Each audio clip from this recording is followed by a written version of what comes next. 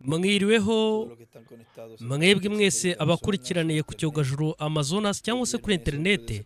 Uyu munsi wa gatanu itariki 8 z'ukwa 9 uyu mwaka 2023 ndatashya missionnaire Miguel Bermudez Marine uri hariya Rancheria San Luis Potosi muri Mexique, mu iteraniro riyobowe na Revera Ricardo Burgos Vicaso ndetse n'abandi bose bari hariya bahibereye.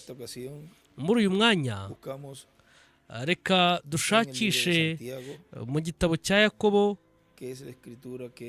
aricyo cyanditswe mwene data William yakoresheje hariya. Muri ubu butumwa tugiye kuba turimo tureba tunumva imirimo yo kwizera. Ni ubutumwa bwabwirijwe itariki 12 z'ukwa gatanu 2005 Maipu muri Chile.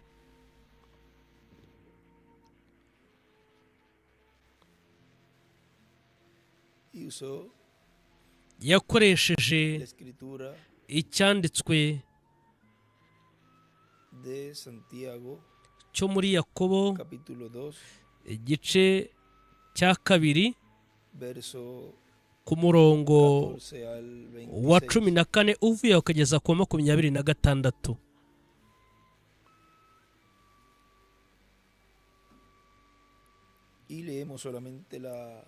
Reka dusome uyu murongo wonyine wo ku rupapuro ku murongo wa 26 iki gice cya 2. Nuko rero nk'uko umubiri udafite umwuka uba upfuye, niko no kwizera kudafite imirimo kumeze kuba gupfuye. Imirimo y'ukwizera. Mwakwicara nyabuneka.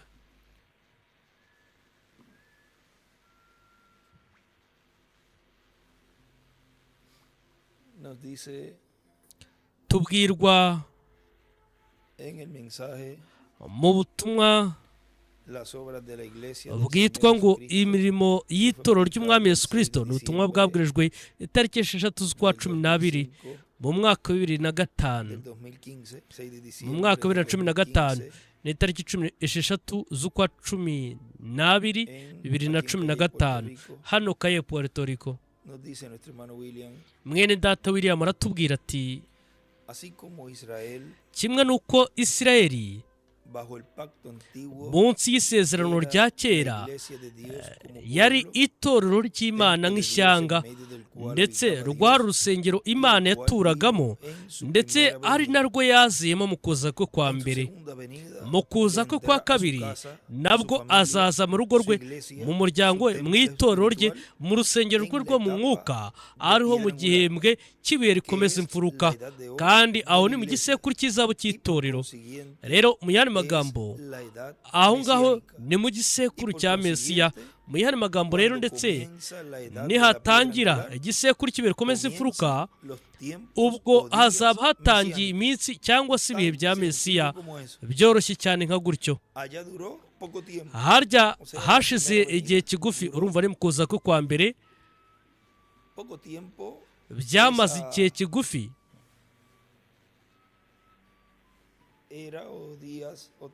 Kirya gihe cyangwa se birya bihe bya Mesiya byamaze imyaka 3 n'igice. Ibyo byabaye muri cya gihe ubwo yatangiraga buryo bukozi bwa Mesiya. Yari afite mu myaka 29 ugereranyije. Noneho nyuma yuko yari yaravutse agakura mu gihagararo no mu bwenge, aravuga ngo uwo mwana akura mu bwenge no mu gihagararo. Ubuzima yamaze ukagera ku myaka 28-29 ugereranyije, ubwo nibwo yatangiye birya bihe bya Mesiya, ari nabyo Imana yari yaramwohejemo hano kuri uno mubumbe w'isi. Yesu harya yamaze igihe kigufi. Ahangaha ntabwo twamenya ngo ni igihe kingana iki icyo gihembwe kizamara mbere yo guhindurwa kwacu. Rero urumva ko mbere yo guhindurwa kwacu, reka tuvuge tuti uhereye ku muzuko ndetse no guhindurwa, twavuga ngo irya minsi 30 na 40 izamurwa. Ariko tubibaze cyangwa tutabibaze, ayongeraho cyangwa se iyo minsi 30 na 40 cyangwa se tutayongeraho, guhera ubwo ngubwo ugaruka inyuma, ese bizatwara igihe kingana iki ari cyo gihe kijyanye n'icyo gihembwe cya Mesiya?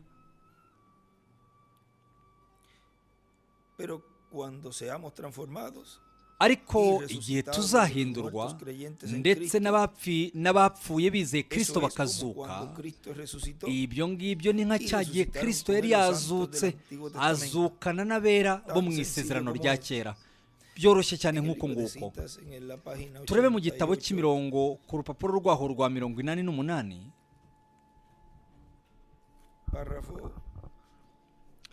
turebe ibyanditse ku murongo wa 752, 752.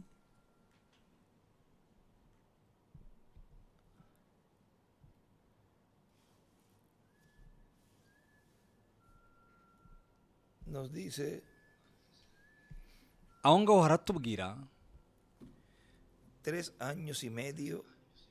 imyaka 3 n'igice neza niyo. Icyo ni cyo gihe cyagenwe kugira ngo ubutumwa bwa Mesiya buzabwirizwe Isirayeli. Ni nka kwa kundi byagenze mu gihe cyatambutse, igihe yagarukaga yarangiza akimenyekanisha mu buryo bw'ibigereranyo. Aho ngaho aho handitse ngo mu bigereranyo ahaca akarongo cyangwa se ahaca uruziga. Rero ibyo ni nako bimeze mu kuza kwe. Hejuru arandika ngo mu kuza kwe kwa kabiri umwami nibwo yimenyekanisha akihishurira Isirayeli ubutumwa bwiza bw'ubwami bwo kuza kwe kwa kabiri, ubutumwa bwa Mesiya bugenewe Isirayeli. Ibyo yabyanditse muri uyu mugabane wo hejuru. Arandika ngo mu kuza kwe kwa kabiri umwami nibwo yihishurira Isirayeli ubutumwa bwiza bw'ubwami bwo kuza kwe kwa kabiri, ubutumwa bwa Mesiya bugenewe Isirayeli. Ahanga akomeje agira ati, nyuma yaho Yesu yanzwe n'ishyanga rye ubwe, ariko yari yaramaze kwitoranyiriza umugeni w'umunyamahanga, ni nako azongera akamwigarurira, amutwara mujyane ibwami mu rugo rw'ibwami ariho mu rugo. Arandika ngo muri dimansiyo ya 7 ashushanya ku ruhande ibuye rikomeza imfuruka, amujyana mu rugo rw'ibwami, mu rugo rwa data mu bwiza, mu birori by'ubukwe. Nuko aho ngaho niho azamugeza agaruke yihishurire bene se aribo 144,000. Ubwo nibwo azabasanga. Mwibuke, mwitondere bya bimenyetso bigaragara mu buryo butunganye. Yongeye kubivuga, mwibuke yuko ibi byose nabyo bifite ugusozwa ku buryo bwinshi, kubera yuko bo baterwaho ikimenyetso mbere yuko hatangira akaga gakomeye. Ntimwumva aho ngaho ni mbere y'ibirori by'ubukwe bw'umwana w'intama, ari byo bijyanye na cya gihe kingana n'imyaka 3 n'igice, aribwo isi izaba irimo inyura mu bihano by'Imana. Kandi akatubwira yuko azatwara umugeni w'umunyamahanga, nuko amujyane mu bwiza. Akavuga ngo azamujyana mu nzu y'ibwami, mu rugo rw'ibwami. Ibyo ngibyo bihagarariye cyangwa se birashushanya disipansasiyo ya 7 muri za zini za 3, muri za zini 3 za nyuma. Iyo yakaba yari iya 3, ariyo disipansasiyo y'ubwami, ariho mu gisekuru cy'ibuye rikomeza imfuruka. Mbere na mbere ibyo bibanza kuba, noneho igihe umugeni azaba yageze aho ngaho yamaze kwinjiraho, noneho nibwo ahera ko akihishurira ishyanga ry'Abaheburayo. Ntabwo yakwishurira Abaheburayo akiri mu bisekuru by'itorero, kandi mu gihe cy'ubuntu, ariyo muri dispensation y'ubuntu.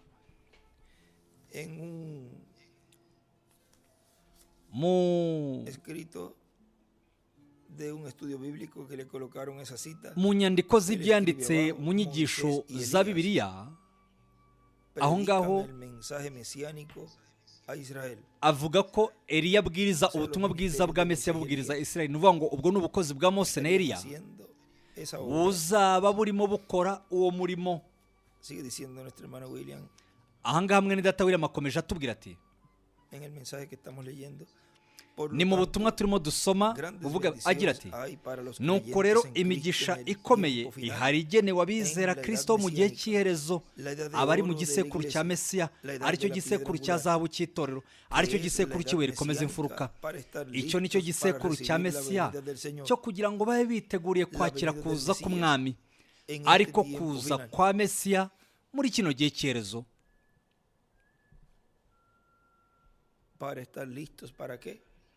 Kugira ngo babe biteguriye iki? Biteguriye kwakira ukuza k'umwami, ariko kuza kwa Mesiya muri kino gihe cy'iherezo. Kandi nibwo abayahudi bazamubona bavuge bati, uyu niwe twebwe twari dutegereje. Ariko aziye itorero rye kugira ngo arihindure ndetse arijyanane nawe mu birori by'ubukwe bw'umwana w'intama. Nuko nyuma yaho azahera ko akomezanye gukorana n'ishyanga ry'Abaheburayo, aricyo gihe gisigaye mu gukorana n'Abaheburayo. Icyo ni igihe gisigaye ku cyumweru cya 70, kubera yuko igice cya mbere cy'icyumweru cya 70 cyamaze gusohorezwa muri kwa kuza kwa mbere kwa Kristo, muri cya gihe cy'ubukozi bwamaze imyaka 3 n'igice, aribwo bukozi Kristo yasohoreje hahandi muri Isirayeli. Itorero ry'umwami Yesu Kristo rizaba ririmo rimenyekanishwa n'umwuka wa Kristo uzaba uri imbere muri ryo, arimo akora imirimo Kristo yavuze yuko azasoza kandi ayikorera mu itorero rye. Abantu bazabonera mu mateka itsinda ry'abantu runaka babwirije ubutumwa bwiza. Uwo ni mesaje wamenyekanye cyane, abantu barangiza bakumva bagahinduka abagize itsinda rya buri gisekuru. Ariko abizera bo bazabona Kristo mu mwuka wera ari imbere mu itorero rye, arimo akorana n'itsinda ryo muri buri gisekuru nk'uko yakoranye na mesaje n'itsinda rya buri gisekuru. Iyo ni imirimo Kristo akorera mu itorero rye. Mu yandi magambo, iyo ni imirimo ikorwa n'itorero ry'umwami Yesu Kristo. Iyo rero ni imirimo yo kwizera. Ku munsi wa nyuma nabwo niko bizagenda, kubera ko Imana ntihindura imikorere yayo. Uko yahoze ejo hatambutse n'uyu munsi, niko ari nako azahora iteka ryose. Umwuka wera wa wundi wakomeje mu myaka nk'ibihumbi 2000 kuba mu itorero rye, niwe uzanakomereza imbere mu itorero rye, nuko asohoza ukwigaragaza gukomeye kuzuye ku munsi wa nyuma, kugira ngo aduhe kwizera kuduha guhindurwa no kujyana nawe mu birori by'ubukwe bw'umwana w'intama. Ku rupapuro rw'141 mu gitabo cy'imirongo y'ubutumwa bwinshi bwakusanyirijwe hamwe, ku murongo wa 12:60, aho aratubwira ati, aha haratubwira ku murimo ndetse n'igikorwa abo bamarayika bazaba barimo basohoza. Aravuga ati, mwitegereze neza ku murongo wa 41 muri Matayo 13. Abo bombi nabo baregeranye, ndetse kimwe no mu minsi y'imperuka, kugeza ubwo atigeze abikora. Ntabwo yigeze yishingikiriza ku idini runaka ngo abatandukanye. Aho ndavuga abametodiste, ababatista cyangwa se abapanekote. Nta na bamwe yishingikirijeho ngo abatandukanye, ahubwo yavuze yuko atumye abamarayika be kugira ngo babatandukanye. Umumarayika niwe uzanwa no gutandukanya, gutanya hagati y'cy'ukuri n'icy'ikinyoma. Nta wundi wakora uwo murimo keretse marayika w'umwami wenyine. Uwo niwe wavuga uw'ukuri n'uw'ikinyoma uwo ari we. Imana yavuze yuko izatuma abamarayika bayo mu gihe cy'iherezo. Ntabwo ari abamarayika ba hano hasi, hoya, ahubwo noneho ni abamarayika bo mu gihe cy'iherezo. Mu nyigisho za Bibiliya ahangaha yahashyize uyu murongo noneho ku ruhande. Sinzi niba ahangaha mwabasha kubibona. Uyu mugabane niho ahavuga ngo ntabwo ari abamarayika baha, ni ukuvuga ngo yerekanaga cyangwa se yagaragazaga ko atari abamarayika bo mu bisekuru birindwi. Ahangaha ntimubona, ntabwo ari abamarayika baha hasi, ni ukuvuga ngo mu bisekuru birindwi, ahubwo ni abaha. Arandika ngo naha, yerekana mu ibuye rikomeza imfuruka ko ariho hazaba harimo habera uko gutandukanya, kujonjora.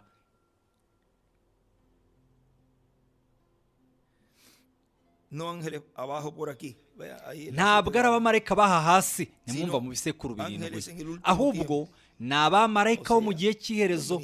Nimwumva, ubwo ni ubukozi bwa Mose na Eliya. Abo nibo bazakusanya, kandi tuzi yuko icyo ari igihe cyo mu nzagihe cy'isarura. Rero umumarayika by'ukuri asobanurwa nka mesaje cyangwa se intumwa. Rero twabonye uburyo hariho ba mesaje barindwi b'amatorero arindwi, ariko noneho ubu ntabwo ari abo mu bisekuru birindwi by'itorero. Noneho yandika hejuru ahangaha mu gutandukanya, arandika ngo mu gutanya, mu kujonjora azatuma abamarayika. Arongera arandika ngo Mose na Eliya mu gukusanyiriza hamwe, mu guteraniriza hamwe no gusarura. Ahangaha ku ruhande nanone niho yashushanyije munsi ibisekuru, nuko nyuma ashushanya amabuye y'imfuruka atatu, ayashushanya hejuru. Noneho reka tugire ibindi byiyongereho tureba. Ahangaha byanditse mu gitabo cy'ibimenyetso birindwi.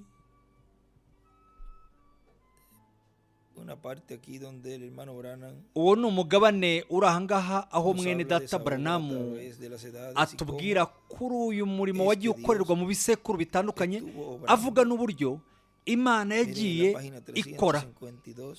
Turebe ku rupapuro rwa 352 ahagana hejuru neza ku murongo wa mbere havuga ati, rero tubaye nk'ababisubiramo, hasezeranijwe ibyumweru 70 muri Daniyeli igice cya 9 umurongo wa 24. Ibyo nibyo bizamara buri cyumweru kikamara imyaka 7. Rero hagati mu cyumweru cya nyuma cyangwa se muri ya myaka 7 ya nyuma igize icyumweru cya nyuma, Mesiya yagombaga gukurwaho agatambwa nk'igitambo. We akazahanura imyaka 3 n'igice gusa, nyuma yaho yarangira agakurwaho kugira ngo atambire igitambo abantu. Ariko nanone hakaba hasigaye indi myaka 3 n'igice nk'uko yagenwe ku bwa Isirayeli. Iyo myaka 3 n'igice na n'ubu ntirasohozwa. Igihe rero Mesiya yakuweho, Abayahudi barahumishijwe kugira ngo batabasha kubona koko yari we Mesiya.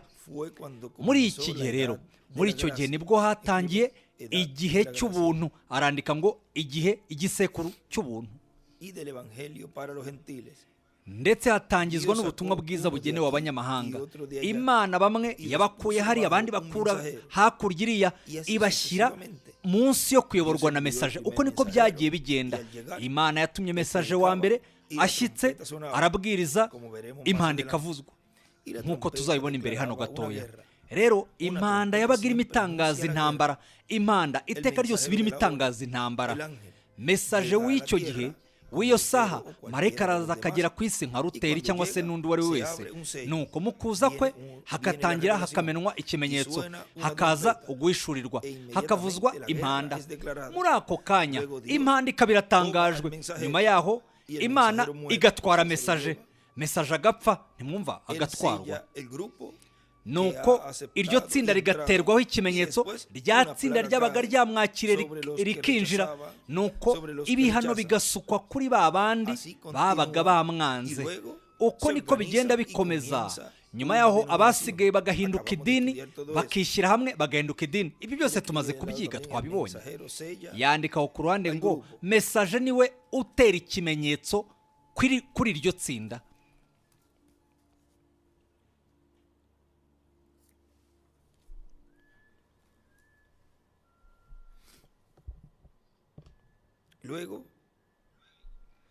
Nyuma yaho hakaza izindi mbaraga, hagatangira ikindi gisekuru cy'itorero ndetse n'ubundi bukozi. Nuko igihe Antikristo nawe yaje nabi, igihe Antikristo aje nabi, Imana nayo izanye n'abayo. anti bisobanura urwanya, iteka ryose bagenda babangikanye. Ibi byo noneho ndifuza ko mubyitondera mukabyumva neza.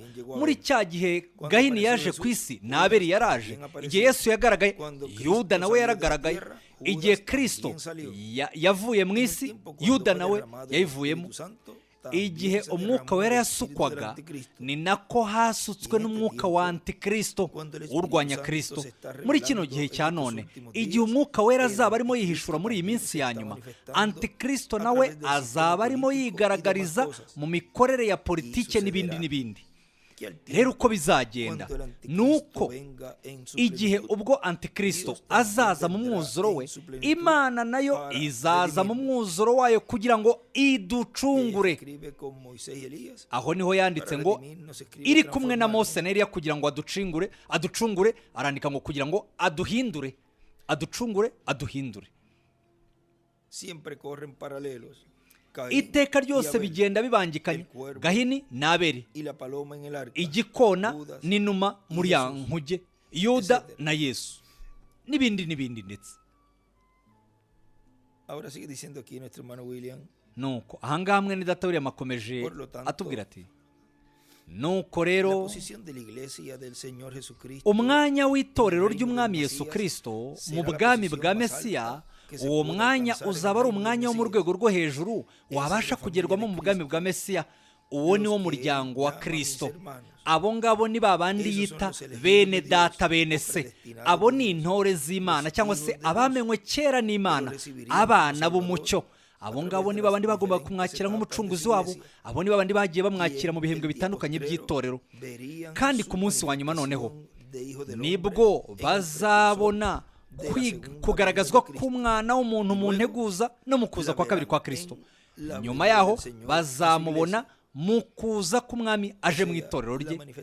Nimwumva, aho ni mu kugaragazwa k'umwana w'umuntu. Bazabanza mbere na mbere babibone mu nteguza, nyuma yaho bamubonere no mu kuza k'umwami aje mu itorero rye. Kubera ko izina ry'icyubahiro nk'umwana w'umuntu, iryo ni izina ryitwa umuhanuzi.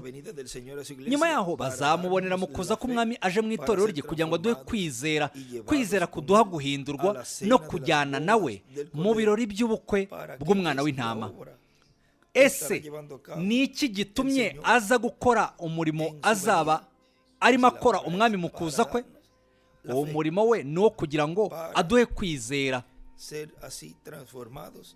bityo kugira ngo aduhindure ndetse atujyanane nawe mu birori by'ubukwe bw'umwana w'intama. Akomeje atubwira ati, ibyo byo nta byinshi twabisobanuraho ubu ngubu, kugira ngo abiganyi batajya kwigana gahunda y'Imana. Inshuro nyinshi mwitegereza uburyo mwene Data William yagendaga bitwereka, abidutungira agatoki, akabitubwira ati, ibi byo nta byinshi twabivugaho, ati bireka mbe mbiceceze, ibi ngibi ntabwo twabivugaho byinshi. Ni ukubera iki rero? Iteka nuko yavuga ngo hatagaragara abiganyi. Ni ukuvuga ngo aho ngaho nuko yabaga arimo arinda, asigasira abakozi b'Imana, abarinda. Nuko yabarindaga abo ngabo, nuko aribo begereye cyane kuba bakoreshwa mu kwigana, bakagerageza kuba bajya mu mwanya utabagenewe. Rero we Imana iciye muri mesaje wayo by'ukuri yabahaga izo mbuzi n'inama yabagiraga, akazigira abakozi b'Imana, akazibagira twavuga ngo atari umujyo umwe aciye hirya, akababwira ngo ibi ntabwo nabivuga umujyo umwe kugira ngo mutigana, keretse gusa bizasorezwe muri wa wundi uzaba arimo asoza isezerano ryo gukurura kwa gatatu. Aho ni mu kuzura kwiyerekwa ry'ihema mu mwuzuro, ndetse n'ibikubiye aho ngaho byose. Ntimwumva, ubwo bukozi nibwo by'ukuri ibintu ubwo bukozi buzakora, ni uko ari ibintu byakwiganwa.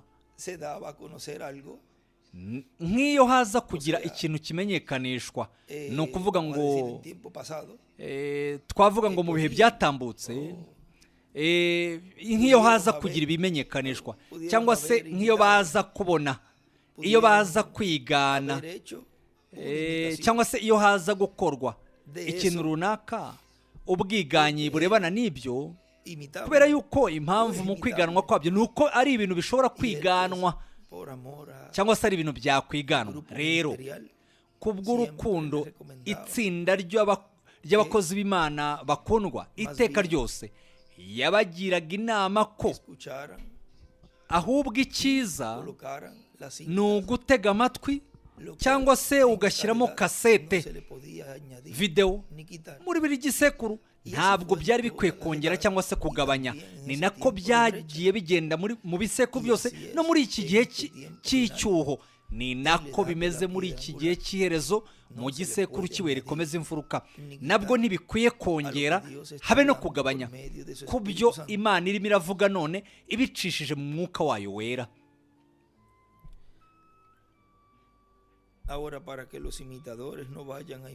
Rero ni ukugira ngo abiganyi batazigana gahunda y'Imana. Niyo mpamvu hatigeze hahishurwa havugwa mu buryo bweruye ubwiru bwose bwo kuza k'Umwana w'umuntu aje ku munsi wa nyuma. Ariko itorero ry'Umwami Yesu Kristo ryo rizakira uko guhishurirwa. Ikirenzeho, igihe noneho hazaba hashyitse umwuzuro wabyo Imana irimo ikorera muri uko kuzura kwiyerekwa ry'ihema. Aho ngaho niho Reverend William Branham yavuze ko hazasohorezwa gukura kwa gatatu nk'uko yabibwiwe na marayika wamuherekezaga. Ese ni gute Imana izaba irimo ikora mu kuzura kwiyerekwa ry'ihema? Nimwumva, aho yahabonye ubukozi runaka. Ubwo bukozi bwarimo bubwiriza, ni ukuvuga ngo harimo habera kubwiriza ubutumwa, habaho no guhamagara abantu, habaho no gukira indwara, hasengerwa abarwayi kugira ngo bakire indwara, n'ibindi byose bya bindi byeretswe Reverend William Branham. Ariko byose bikazagenda bikorwa mu buryo bugenda bwaguka, uruhererekane byaguka. Rero aho niho hari ubukozi bwo kuza kwa Kristo mu itorero rye. Aho niho hari ubukozi bwo kuza k'Umwana w'umuntu. Aho niho hari ubwiru bwo guhinda kw'inkuba, guhishura ubwiru bw'ikimenyetso cya karindwi, ari bwo bwiru bwo kuza k'Umwami aje mu itorero rye. Turebe mu butumwa bwitwa Ese Mwami, Ese Bagabo. Iki cyaba ari cyo gihe. Turebe ibyanditse ku rupapuro rwaho rwa 43. Aho ngaho aratubwira ati, rero hariho ibyanditswe imbere mu gitabo, ariko inyuma y'icyo gitabo aho hari ibimenyetso 7 bifatanishije icyo gitabo. Ibyo byose nuko bitigezwe byandikwa imbere mu gitabo. Noneho rero uyu ni uwabihishuye warimo abivuga, ari we Yohana. Noneho mubanze mwibuka yuko ibyo ntabwo byigeze byandikwa mu gitabo, ahubwo mu minsi y'ijwi rya marayika wa karindwi ubu bwiru bwose bwanditswe mw'imbere nibwo buzaba burangiye mw'imbere. Kandi ibyo ngibyo kuri uwo munsi nibyo bigomba kuvugwaho. Ese murumva aho ndimo nganisha? Murankurikiye? Noneho rero mu gihe cyo guhishurwa kw'amajwi 7 yanditse mu byashu igice cya 10, igihe ibiri muri icyo gitabo bizaba byahishuwe, hazaba hasigaye ikintu kimwe, kandi icyo kintu kizaba gisigaye ni uguhinda kw'inkuba kwanditswe inyuma y'igitabo. Noneho Yohana yabujijwe kubyandika. Yandika aho ngaho ngo guhinda kw'inkuba kuri mu gice cy'ibyanditse inyuma y'igitabo. Ni ukuvuga ngo nyuma y'ibimenyetso 7 hakurikiraho guhinda kw'inkuba. Imbere gatoya turebe ku rupapuro rwa 44 noneho.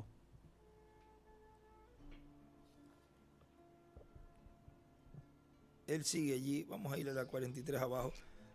Reka dukomereze kuri 43 ahagana hasi, aho yavuze ati, reka masome, mbona marayika wundi ukomeye amanuka ava mu ijuru, yambaye igicu umukororombya uri ku mutwe we, mu maso yasa n'izuba, ibirenge bye bisa n'inkingi z'umuriro, mu ntoki ze yari afite agatabo kabumbutse. Nimwumva ibyo mubyumve neza. Nuko ashyira ikirenge cye cy'iburyo ku nyanja n'icy'imoso agishyira ku butaka, arangurura ijwi rirenga nk'uko intare yivuga. Avuze iryo jwi rirenga, guhinda kurindwi kw'inkuba kuvuga amajwi yako. Mwumve neza, mwitegereze.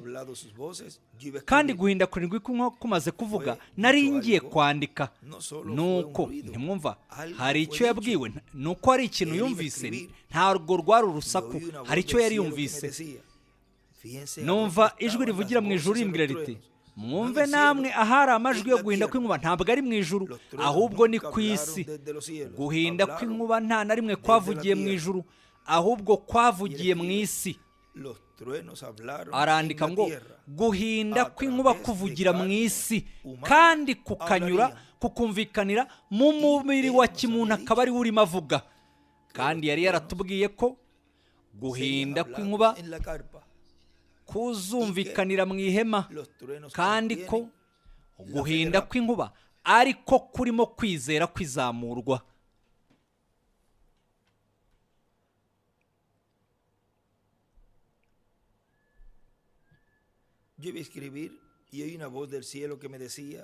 Nuko nari ngiye kwandika, numva ijwi rivugira mu ijuru riti, ibyo bishyireho ikimenyetso, mwumva, mu kimenye ndetse mu cyapa, uhishe uzigame ibyo guhinda kw'inkuba kwavuze, ntubyandike. Baranama akavuga ngo ni mu gice cy'inyuma. Iki gitabo rero nikimara kurangira ibirimo imbere, noneho akatubwira ngo ibirimo imbere, atubwira ko hari igice cy'inyuma. Nyuma yaho ibirimo imbere byose byamaze kurangira, hakurikiraho guhinda kurindwi kw'amajwi y'inkuba. Icyo nicyo kintu cyonyine kimwe gifatanye n'igitabo kandi kitarahishurwa, nta nubwo ndetse cyanditswe imbere mu gitabo. Ahangaha akavuga ngo nyuma yaho icyo gitabo kimaze kurangizwa na marayika wa karindwi, noneho hakurikiraho guhinda kw'inkuba, aricyo kintu kimwe cyonyine kibura. Ku rupapuro rwa 45 noneho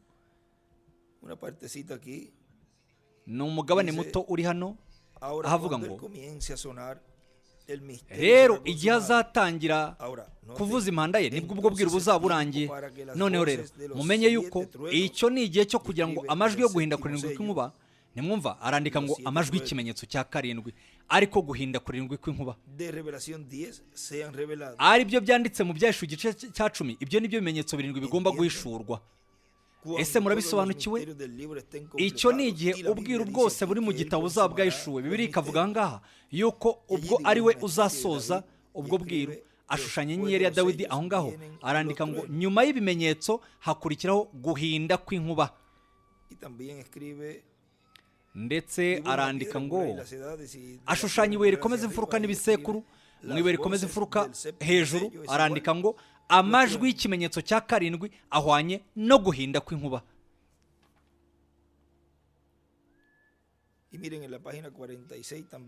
Mwumve ibyanditse ku rupapuro rwa 46, hari ikindi avuga aho ngaho.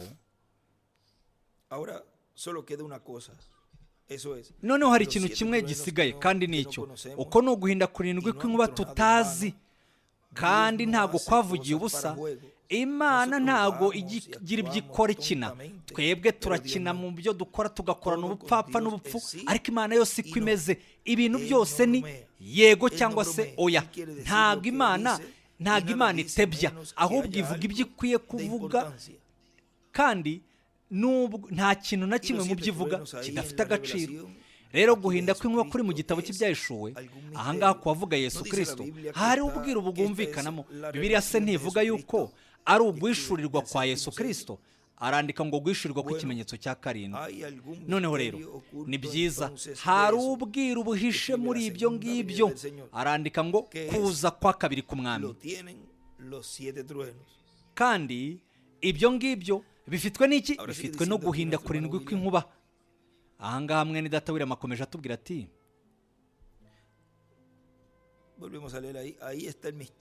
reka twongere tuhasome. Aho niho hari ubwiru bwo kuza kwa Kristo aje mu itorero rye, niho hari ubwiru bwo kuza k'umwana w'umuntu, niho hari ubwiru bwo kuza ko guhinda kw'inkuba guhishura ikimenyetso cya karindwi, ari bwo bwiru bwo kuza k'umwami aje mu itorero rye. Revera William Branham yavuze yuko igihe ashyira utudomo dutatu mu kuza k'umwami ndetse n'umuzuko w'abapfuye bizeye Kristo, yavuze yuko ibyo bizaba mu gihe ubwo hazaba hariho imitingito myinshi y'uruhererekane. Isi izaba iri mu mitingito, mu yandi magambo hazabaho no kuvangirwa, ndetse hazaza n'umutingito w'umuzuko nk'uko habayeho umutingito igihe Kristo yazukaga. Nanone kandi n'igihe abizera bari barapfuye bazukaga, igihe bazutse nabo habaye umutingito. Ibyo byanditse ku rupapuro rwa 373. aho ngaho niho avuga aganisha kuri urwo para que la rupapuro tengan allí también. kugira ngo nabyo mube mubifite aho ngaho kuri 373 ahagana hasi niho atubwira kuri ibyo bintu akavuga ati nuko rero igihe twumvise umutingito tujye dutekereza umuzuko. None se kubera iki tudatekereza ko tugiye gupfa? Nuko nubwo hari uwapfa azahera ko azuke yahawe ubwiza, nihabaho wa mutingito w'umuzuko, ari wo mutingito ujyanye n'umutingito uzaba muri California, nuvuga ngo Los Angeles na California. Los Angeles na California hazarengerwa. Hari umugabane wanditse anga mu gitabo cy'imirongo ahavuga yuko amazi azagera hafi mu maeta 10. Ndizera ko aho bivuga amazi azarengera imijyi 10. Gatuze turebe niba byaba byanditse mu mpapuro za nyuma. Aho ngaho avuga ngo iki? Ahavuga ngo guhorera kw'amazi cyangwa se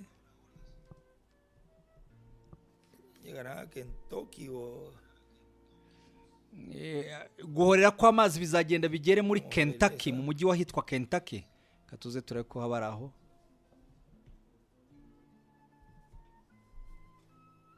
Esa misma naho ngaho rwose página 161 párrafo 14 ku rupapuro rw'161 mu murongo wa 14-34 navuga ati ibihugu birimo biragenda bisubira inyuma, isi irimo iragenda icikamo kabiri. Ntimwumva za mayiro hafi 500, nuvuga ngo ni hafi ibirometero 2400 aho hazibira kugeza ku birometero 2400 hacitsemo umworera. Nuvuga ngo kuva ku birometero 480 kugeza ku birometero 640 muri iyo minsi. Kandi uwo mworera cyangwa se uwo mwobo nucikamo uzagenda ugere no muri Kentucky. Mwumve namwe aho uko gucikamo kabiri kuzagenda kugere kubera uwo mutingito uzaba wabaye. Kandi ibyo nibiba bizanyeganyeza isi cyane itigite kugeza ubwo ibintu byose biri hejuru y'isi byose bizitura hasi. Ibyo nibyo byanditse mu Baheburayo igice cya 12 avuga yuko isi izanyeganyezwa. Mwumve nk'aho ngaho ahabanza rwose mu gitabo cy'Abaheburayo, ndetse nahabanziriza mu gitabo cya Yakobo aho twatangiriye, ahavuga ngo igice cya 12 umurongo wa 26 ijwi ryayo ryateye isi igishyitsi icyo gihe, ariko noneho ubu irasezeranije iti hasigaye rimwe ngatera isi igishyitsi, ariko si yo yonyine ahubwo n'ijuru naryo. Iryo jambo ngo hasigaye rimwe risobanurwa ngo gukuraho ibinyeganyezwa kuko ari ibyaremwe kugira ngo ibitabasha kunyeganyezwa bihoreho. Nicyo gituma ubwo twakira ubwami butabasha kunyeganyezwa dukwiriye gukomeza ubuntu bw'Imana kugira ngo tubone uko dukora Imana nk'uko ishaka, tuyubaha kandi tuyitinya, kuko Imana yacu ari umuriro ukongora. Aho niho yanditse ngo umutingito ibintu byose bizanyeganyezwa, bizaturwa hasi. Yandika ngo 1500 kugeza ku 4,000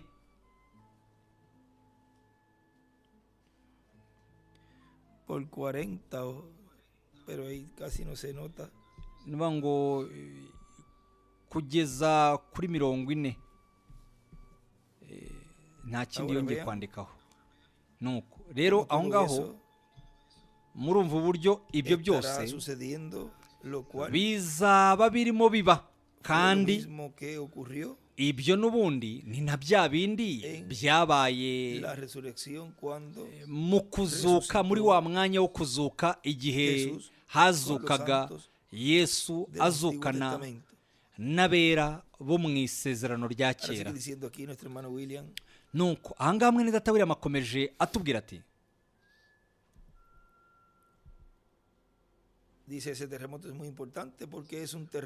uwo mutingito ni ingenzi kuko ni umutingito n'ubundi wahanuwe mu byanditswe byera, kandi uwo mutingito Reverend William Branham yawuvuzeho. ibyo nanone turongera tukabibwirwa mu gitabo cy'ibisekuru ku rupapuro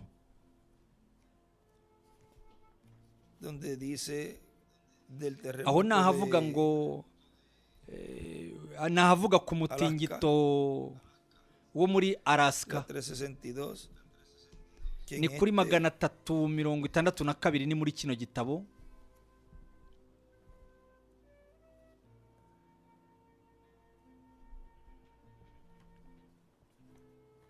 La página es corrida aquí. Yego ni ku mpapuro rwose zikurikirana hano. Aha hakaba kuri 365 366 366 y 362 kuri 366 362 muri icyo gitabo. Rindi rimwe Imana izatigisa isi kuri iyi nshuro nibiba ibintu byose byakwitura hasi bizagwa, isi izavugururwa. Mu kwa gatatu muri 64 urya mutingito wabaye muri Alaska hari kwa gatanu mutagatifu. Uwo mutingito wanyeganyeje isi yose kabone nubwo itasigaye yacitse intege yituye hasi, ariko muri uwo mutingito Imana yari imitangaza umutingito w'isi wose vuba bidatinze uzaba mu rwego rwo hejuru. Imana izakubita ibihano iyi si kubw'icyaha cyayo. Imana izayihanisha imitingito n'imitingito yo mu mazi. Bene data na bashiki banjye, iyo ni imitingito za serwakira n'ibindi n'ibindi. Bene data na bashiki banjye, hariho ahantu hamwe hakwihanganira iyo mitingito. Aho hantu ni mu mukumbi w'umwami Yesu. Yandika ngo mu gisekuru cya 8 ashushanya ibuye rikomeza imfuruka aho ngaho n'ibisekuru byo hasi, umugabane wo hasi, ndetse n'izindi nyandiko yanditseho. Izo nyandiko mwese murazifite. Nuko akomeza avuga ati, Revera William Branham niwe nteguza yo kuza kwa kabiri kwa Kristo. Nuko rero mu yandi magambo yavuze uko imibereho mu isi yose izaba imeze, ndetse n'uko mu bidukikije bizaba bimeze, n'uburyo iyi mibereho izaba imeze mu imitingito yo mu mazi, za tsunami n'ibindi bose. Ibyo byose yakomeje kugenda bitubwira uko bizaba birimo bigenda bimera, ndetse atubwira n'imigisha izaba iziye itorero ry'umwami Yesu Kristo. Kandi yanavuze ku gukandwa cyangwa se gutotezwa kuziye itorero umugeni w'umwami Yesu Kristo. Ariko hagati muri uko gukandwa, Kristo nibwo azigaragaza mu mwuzuro we wose ari imbere mu itorero rye. Kandi icyo nicyo gihembwe cy'umuzuko w'abapfiriye muri Kristo, ndetse ni nacyo gihembwe cyo guhindurwa kwacu twebwe abariho turi bazima. Mwumva uburyo umuzuko uzaba urimo ugenda ututumba wegera nk'uko yabivuze Branham mu gitabo cy'imirongo. Ni ukuvuga ngo aho ni mu gusohozwa, aho ni mu gusozwa ko mu rwego rwo hejuru kw'ihema cyangwa se ihema ryasohoye mu buryo bwuzuye. Yaranditse ngo mwitegereze uko umuzuko uzaba urimo wegera. Ni ukuvuga ngo aho ni hagati muri uko gukandwa, aho niho bizabera. Nuko rero igihe tubonye gutotezwa ndetse no gukandwa, mwongere mwibuke yuko umuzuko w'abapfiri muri Kristo wegereje, ndetse no guhindurwa kwacu. Rero muri icyo gihe igihe uwo mwanya uzashyika, ubwo hazatangira ibyo byose, intore zo zizaba kera zaramaze kwakira guhishurirwa kuzuye kurebana n'ikimenyetso cya 7. Bazaba bazi ikimenyetso cya 7 icyo ari cyo, ariko guhishurirwa ko guhinda 7 kw'inkuba.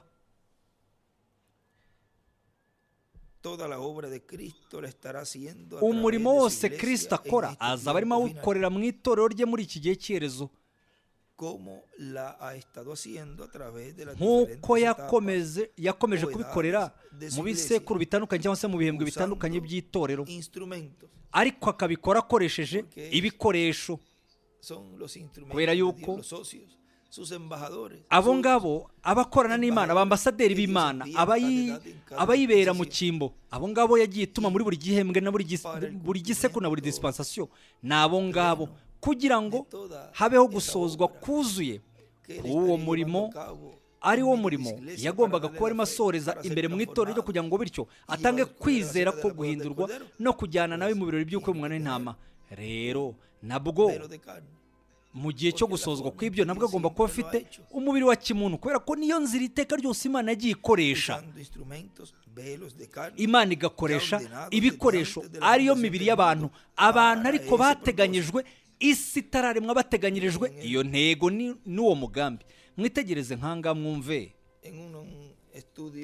ibyanditse mu nyigisho zimwe runaka. Aho ngaho yarahanditse ngo ni mu murongo wanditse muri Samweli igihe yajyaga gusiga ba bahungu, igihe yajyaga gusiga umwe mu bahungu ba Yesayi, arangije ashushanya aho ngaho ibisekuru by'itorero, nuko yandika aho ngaho ngo abavandimwe barindwi ba Dawidi,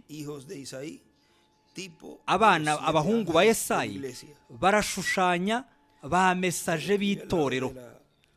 Yabyanditse aha ngaha agana ku ruhande mu gitabo cy'ibisekuru by'itorero, ndetse arabigabanya.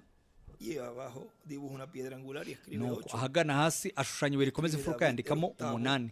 Arandika ngo Dawidi wa 8, umuhungu wa 8 wa Yesayi, niwe ushushanya marayika wa 7 w'itorero umugeni, ari we Dawidi w'itorero umugeni. Uwo niwe uzahangana na Antikristo, ari we Goliyati. Kandi Dawidi niwe ukundwa nk'uko umutima w'Imana umeze. Niba urugero twavuga ngo niba yarifashishije abahungu 7 ba Yesayi akabashyira mu bisekuru 7 nka ba mesaje, rero hagomba no kugaragara umwe undi uzaba ahagaze ngo ahangane na Goliyati w'iki gihe cya none. Nta n'umwe mu bahungu 7 ba Yesayi wagerageje guhangara Goliyati, ariko wa 8 we yarabikoze, yaramuhangaye. Rero uwo ni nawe unesha. Mwumve ibyanditse ku rupapuro, reka tuze tujye ku rupapuro rw'115.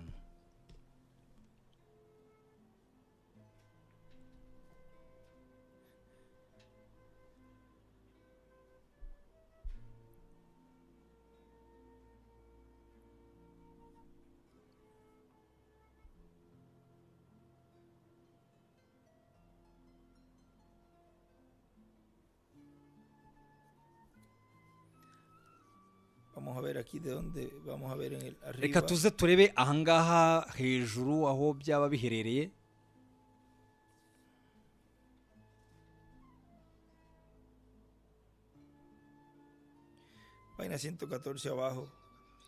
Ku rupapuro rw'114 hasi aravuga ati mwitegereze neza, igihe hahishuwe ikimenyetso cya 7 mu buryo bw'ingero habayeho guhinda kw'inkuba.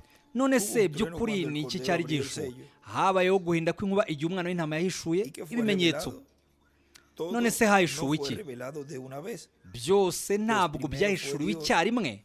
Mbere na mbere ni Imana, nyuma yaho hakurikiraho ibimenyetso, guhishurwa kwabyo. Ibyo ni ibintu bitatu. Yahagurutse ku ntebe y'ubwami, mu itangiriro ntiyabashije kuba yagaragara, ntiyumvikanye habe na kimwe, kubera ko byari bishyizweho ikimenyetso. Amaraso y'umwana w'intama aba ariyo ariha ikiguzi. Nuko habaho guhinda kw'inkuba, hagaragara ifarashi yera, ariko n'ubundi ibyo byari bikiri ikimenyetso. Mwitegereze neza, kuko yavuze yuko ari byo azamenyekanisha mu minsi y'imperuka. Aje mu buryo bw'ibimenyetso mu itorero rye. Itorero musobanukirwe neza yuko ibyo bije mu bimenyetso by'itorero, kandi tuzi yuko hariho ibimenyetso, ariko ntabwo hazwi neza uwo nguwo ugendera ku ifarashi yera, ariko azahishurwa gusa mu minsi y'imperuka, igihe ibimenyetso by'ukuri bizaba bihishuwe. Ibihe bimenyetso? Ikimenyetso cya 7, ariko kuza k'umwami.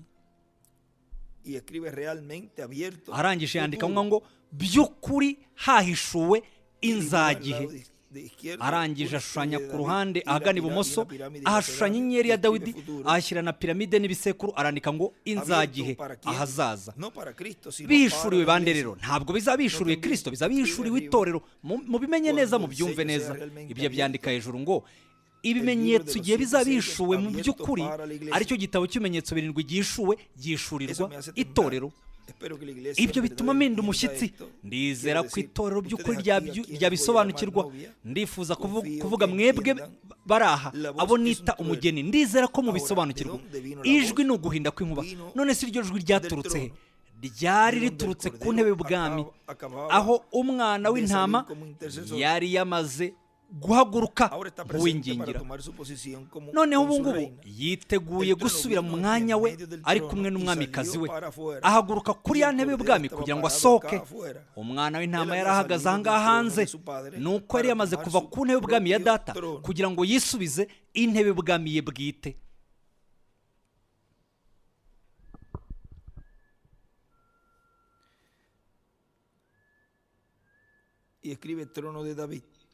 Arangije yandikaho ngo intebe ya cyami ya Dawidi, abyandikaho hejuru.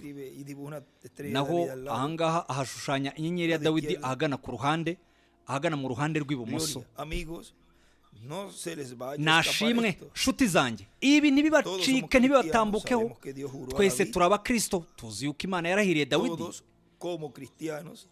Twese rero nk'abakristo, reka nkosore, twese nk'abakristo tuzi yuko Imana yirahiriye Dawidi, imurahirira yuko izamuhagurukiriza Kristo uzicara ku ntebe ye y'ubwami, kandi akazaragwa ubwami bwe bw'iteka bw'aha ku isi. Kandi koko yarabisoje. Yesu yaravuze ati, unesha akanesha antikristo, akanesha n'iby'isi byose, uwo nzamuha kwicarana nanjye ku ntebe yanjye y'ubwami, nk'uko nanjye nanesheje nkicarana na Data ku ntebe y'ubwami. Noneho rero umunsi umwe runaka, uwo munsi nanone kugeza ubu uracyari mu nzagihe.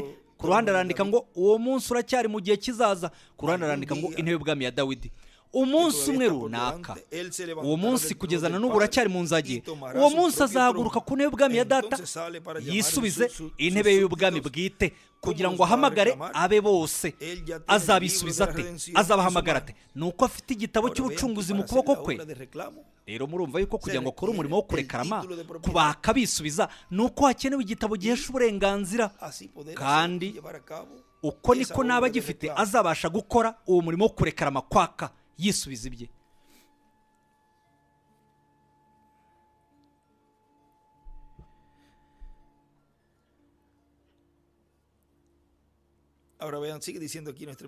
Noneho mwumva ahangaha mwene Data William ko akomeza atubwira.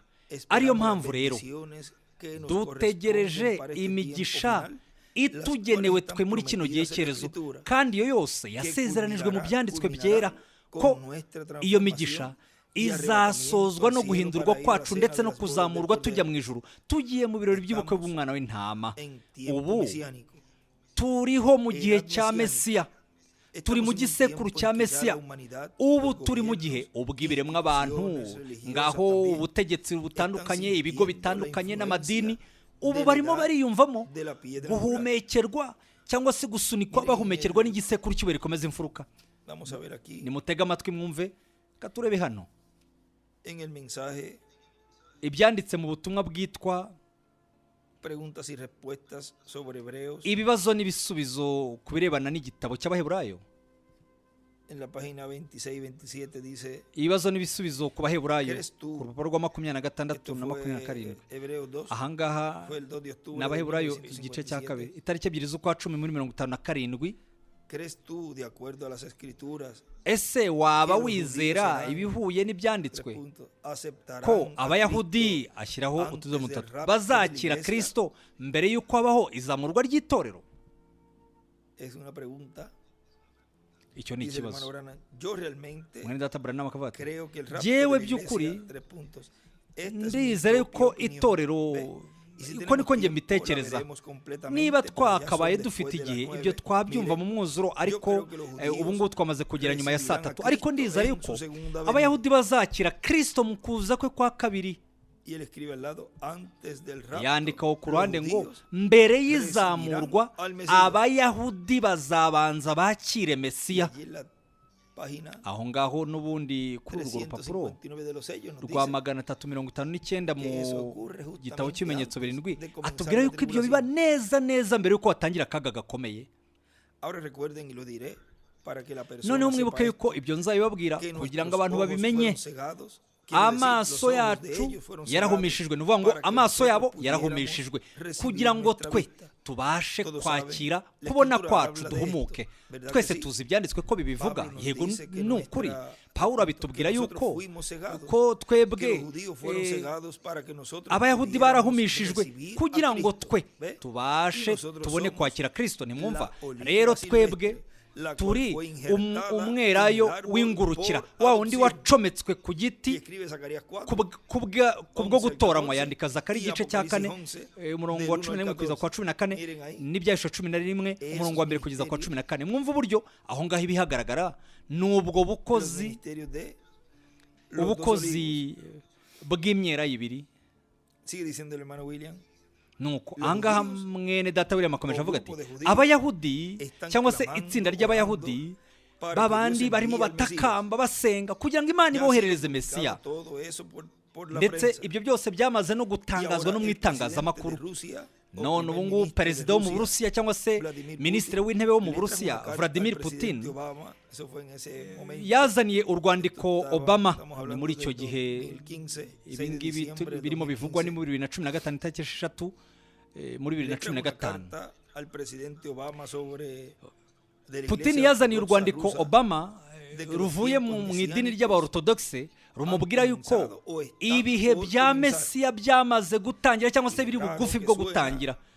que de rero Rusia ibyo ntabwo vengan a bisanzwe hablarle kumva al ko presidente uburusiya sobre bwaza ese tema. kubwira perezida Y miren, ku birebana n'iryo somo cyangwa se n'ibyo ngibyo. en el Tega mensaje el amatwi mundo murebe mu butumwa se bwitwa está ngo cayendo en pedazos o a pedazos, isi irimo iracikamo ibice. que fue predicado el 12 de abril del ni ubutumwa 63. bwabwirijwe itariki 12 z'ukwa kane muri 63. Nos dice, ahangaha aratubwira y esa es la razón, rero esta- iyo niyo y mpamvu esa es la razón que iyo han niyo entrado mpamvu nuestros sistemas, hakomeje aceptar kwinjira cualquier cosa imikorere por ser yabo un sistema, kandi bo nta bindi porque se han bakwakira apartado buretse de la forma original imikorere yabo creativa nuko que Dios batandukanye n'inzira Algunas y'umwimerere Imana su manera yabageneye. de rimwe na enviar rimwe las cosas no cuadra con nuestro imikorere yayo yo gusto. Me pongo a pensar, imikorere Dios yayitanga ntabwo ijya ihura mismo n'ibyo twe twifuza. respondiera wenda a tugerageje nuestro kubitekerezaho clamor por nuestro Mesías, byasubiza por kwifuza el cual kwacu hemos estado clamando. dutaka dukeneye Me mesiya. pregunto si uwo niwe haríamos twakomeje lo mismo gutakamba twifuza. como hicieron nakwibaza ellos allá. niba natwe tutagakwiye gukora Ahora, ibyo ngibyo nk'uko kirya gihe babikoze. Todos estamos noneho buscando rero algo.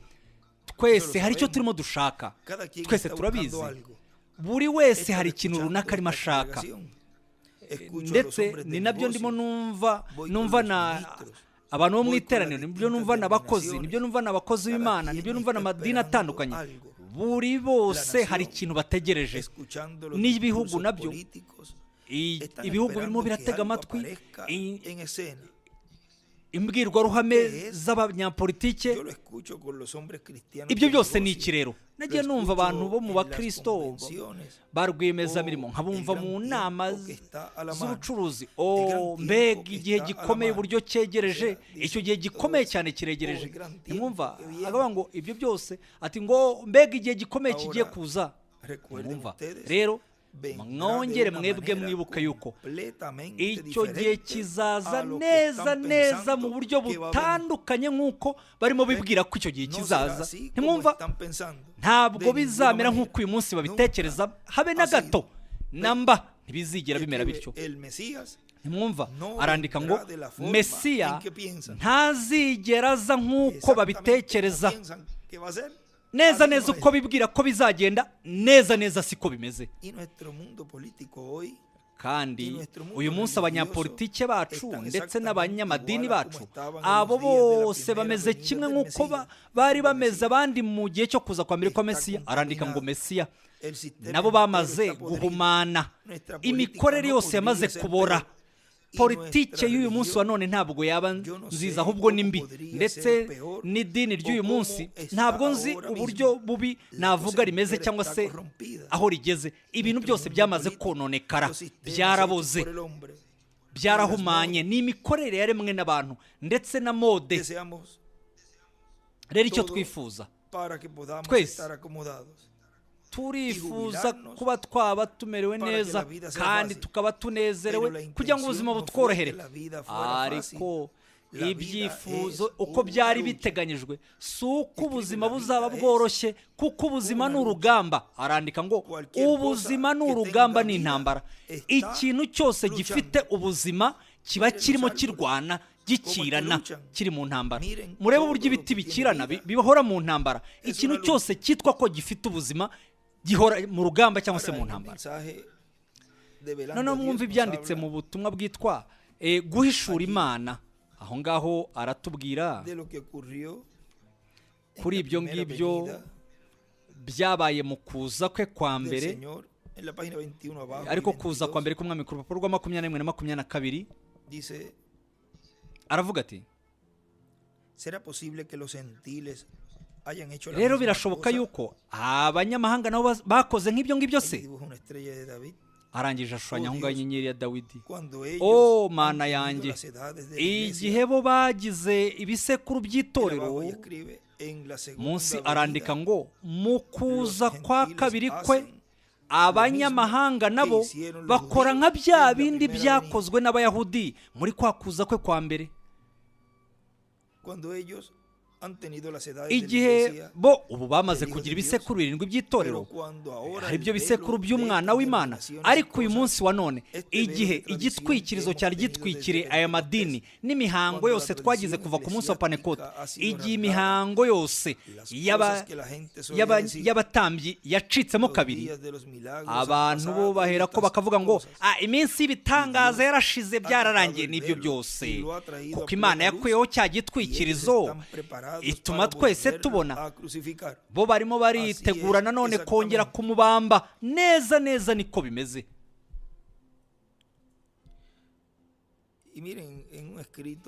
Noneho mwumve ibyo yanditse, ni zimwe mu nyigisho za Bibiliya. Hejuru aho ngaho arandika ngo mbere na mbere yabanje kuhashushanya ibuye rikomeza imfuruka, munsi ashyiraho n'ibisekuru byaryo.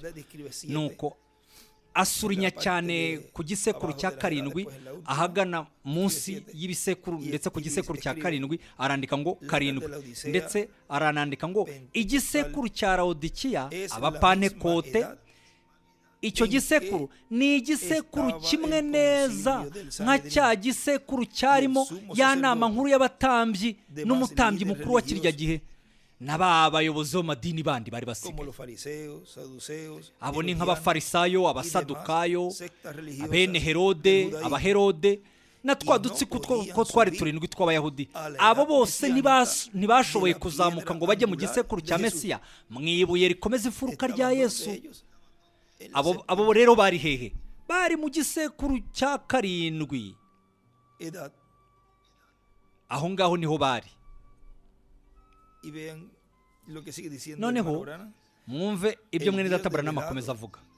Imana rero yihishuye ikagaragara ikabonwa, bakagombye kuba barayibonye ihagaze aho ngaho, ariko nta gushidikanya babonye ari ibintu bisanzwe. Niyo mpamvu avuga ngo, arimo avuga ku birebana no kuza kwa kabiri, yaravuze ngo Mesiya ntazaza mu buryo bibwira akwiye kuza. Aho ngaho akatubwira na kwa kuza kwe kwa mbere uko byagenze.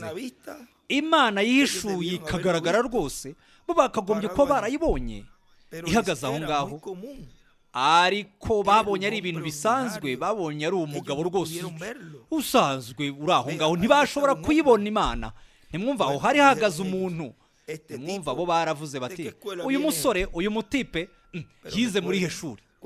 Ariko mwibuke yuko igihe rya cumu ryakoraga ku mubiri we, umwuka wamuvuyemo, urusengero ashyiraho utudomo 3. nuko urwari urusengero barubonamo, nuko umurabyo winjira mu rusengero ucamo kabiri wa mwenda. Byagenze bite rero? Aho hari imana yabo imanitswe i Karuvari, ariko bo bari impumyi bihagije kugeza ubwo batayibonye. Imana yashyizwe imbere yabo ngo bayibone, ariko n'ubundi ntibayibona, bari impumyi. Imana yari yihishe mu kiremwa muntu, ashushanya inyenyeri ya Dawidi aho ngaho.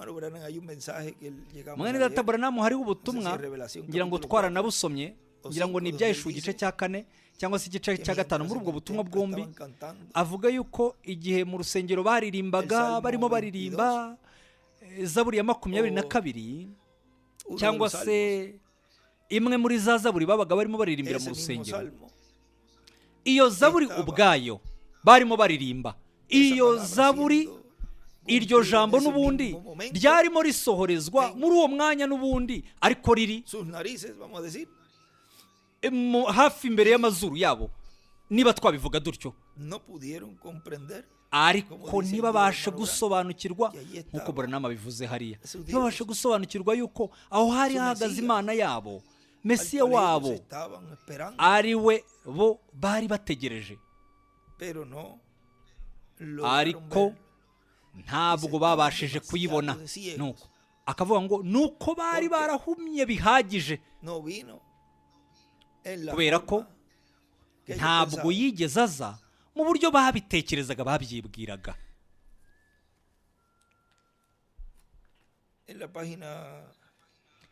Ku rupapuro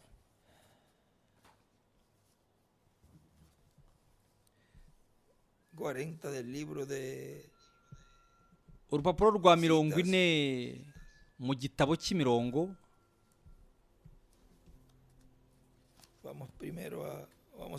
reka mbere na mbere tubanze turebe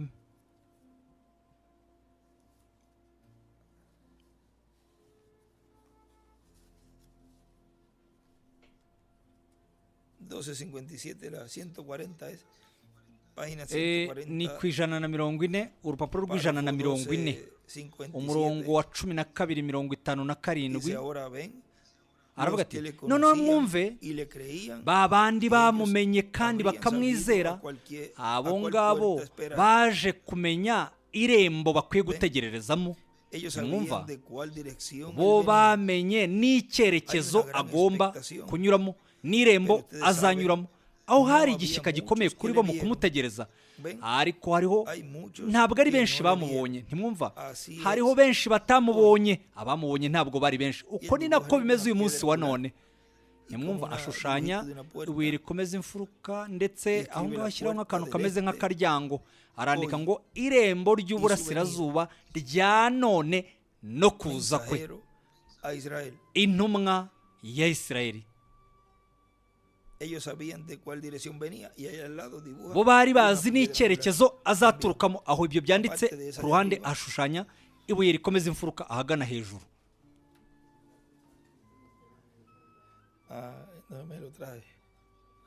Aho ngaho ntabwo wahampaye. Yego, nibyo. Reka dusome n'uyu mugabane nawo, ni umugabane nababwiraga.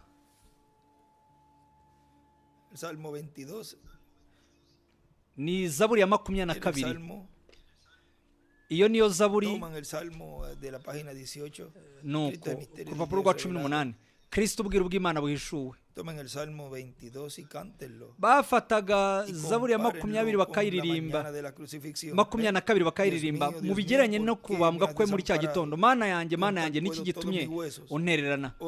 Barimo barabara amagufa yanjye, ndetse bapfumuye n'ibirenge byanjye. Kabone n'ubwo ibyo byose bari babifite aho ngaho, baririmbaga iyo Zaburi bakayirimbiraho mu rusengero, ariko barangiza aho bakabamba uwo muntu bwe n'ubundi.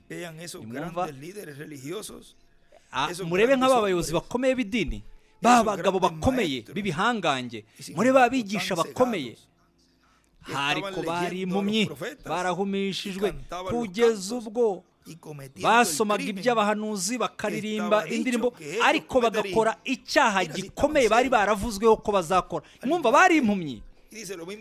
Ni kimwe ndetse n'ibivugwa nk'uko birimo biraba muri kino gitondo, ni kimwe neza neza. urakoze ndagushimiye. ¿Qué está ocurriendo en este tiempo Ni final? kimwe neza neza nk'uko birimo biba muri kino gihe cyerezo. Mwumve Ese escrito que le había dicho allí, mwumve inyandiko y'ibyo yanditsaho. Aho ngaho aho ni mu la gisekuru misma cya edad que karindwi. estaba el concilio, o sea, Muri icyo la edad de gisekuru Laodicea, hari igisekuru cya Laodikiya, bivuga ngo abapanekote nabo bari mu gisekuru nka cya kindi ya nama nkuru y'abatambyi yari irimo. Ba abayobozi bose b'amadini, abafarisayo, abasadukayo, abaherode ndetse na twa dutsiko tw'amadini ntibashoboye kujya mu gisekuru cya Mesiya, ariho mu ibuye rikomeza imfuruka rya Yesu. Niyo mpamvu nicyo cyatumye batabasha kumubona, kubera ko wowe ntabwo wabona ikintu utari mu mwanya wacyo.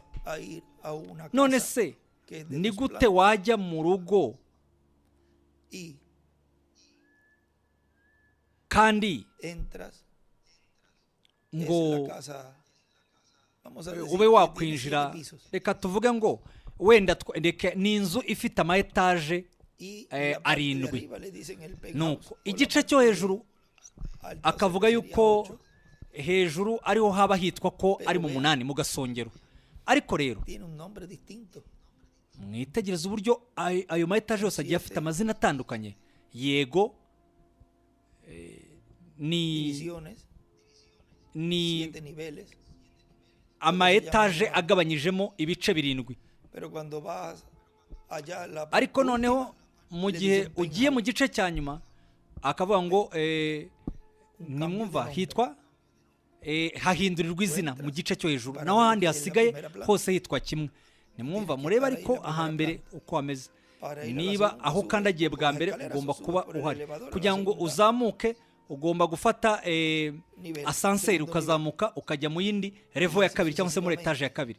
Gutyo gutyo niko bigenda bimera. Nyuma yaho warangiza aha karindwi kugira ngo ubone kwinjira hari icyumba cy'umwami. Ibi byanditse mu gitabo cy'imirongo, avuga ngo injira mu cyumba cy'umwami. Rero uba ugomba kwinjira. Rero kugira ngo winjire mu cyumba cy'umwami hagomba kubaho uguhamagara, hagomba kubaho gukusanywa. Rero umurimo uzakorwa n'ubu bukozi ari wo murimo wo gukusanya. Hariho n'irindi jambo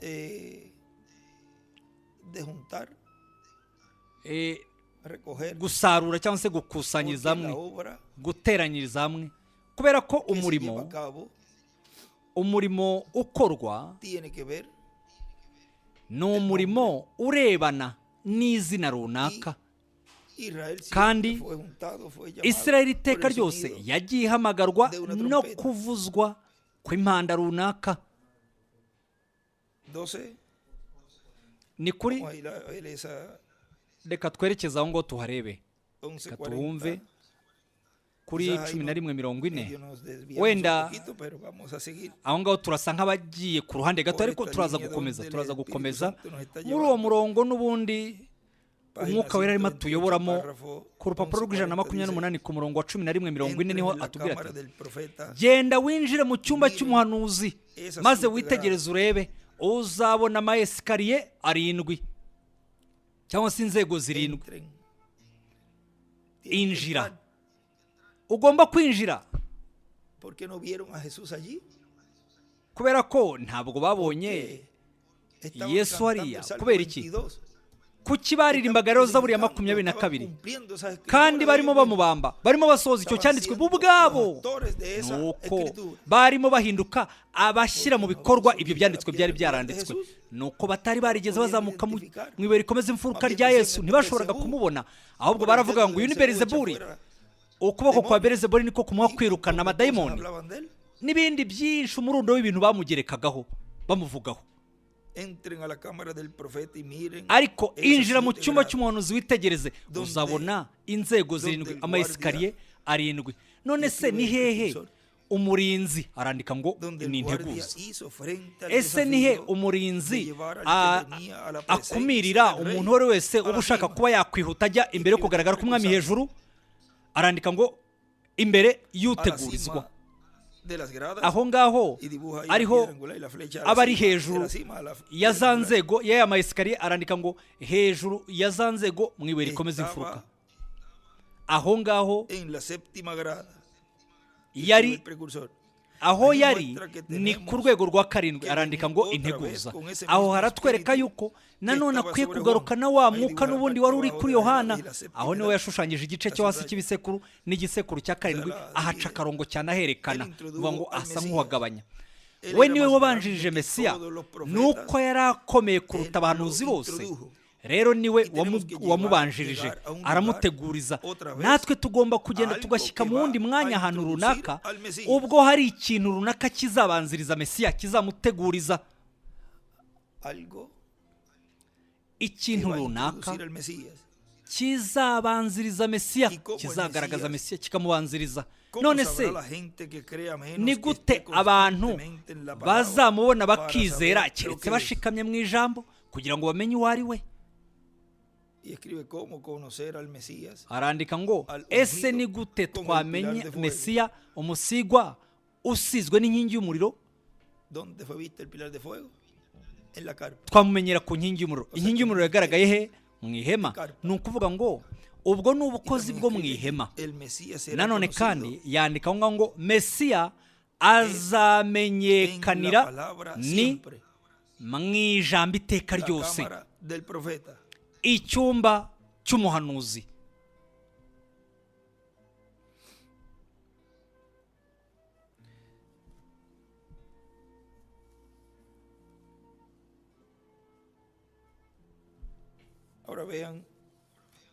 noneho mwumvise uburyo twarimo dusoma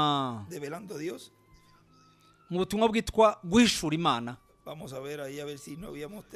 reka tuze turebe niba ari aho ngaho tutigeze dusoza aho twarimo dusoma.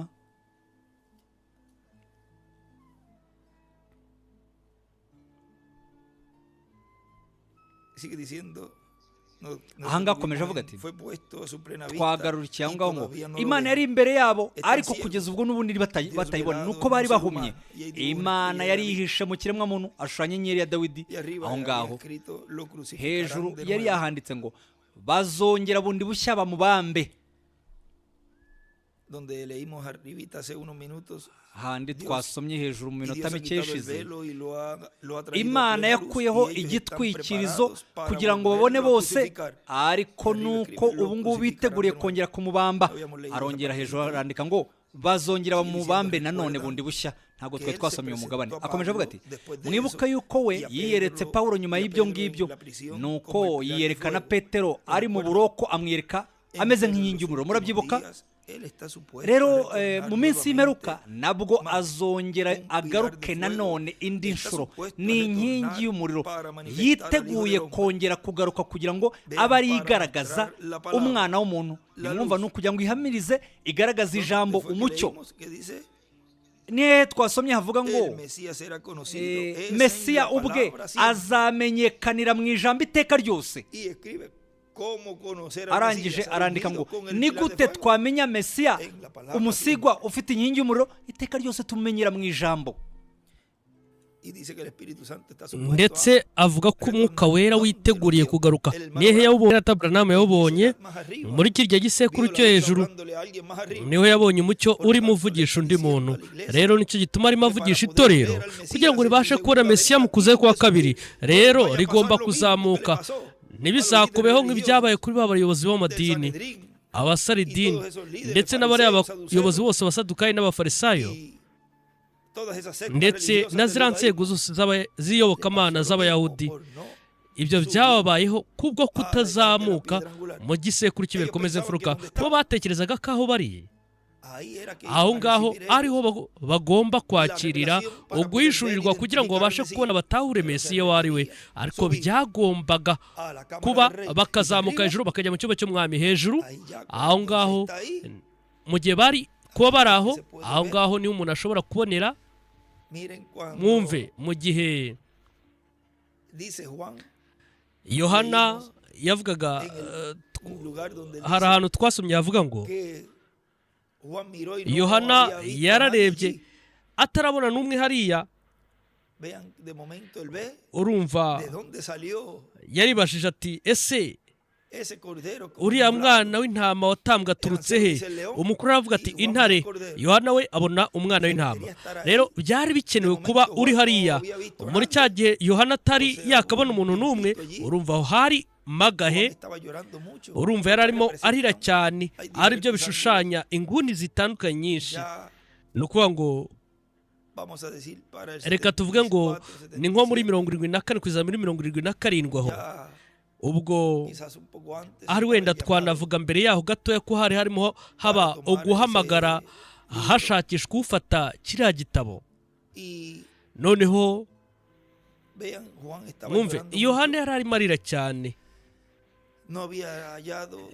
habaga hatari habonwa n'umwe ukwiriye, ariko hariya yari ari ku ntebe yo kwingingira. urumva yingingira aba bandi bagomba kuza bakubaka ahera cyane mu rusengero rw'umwuka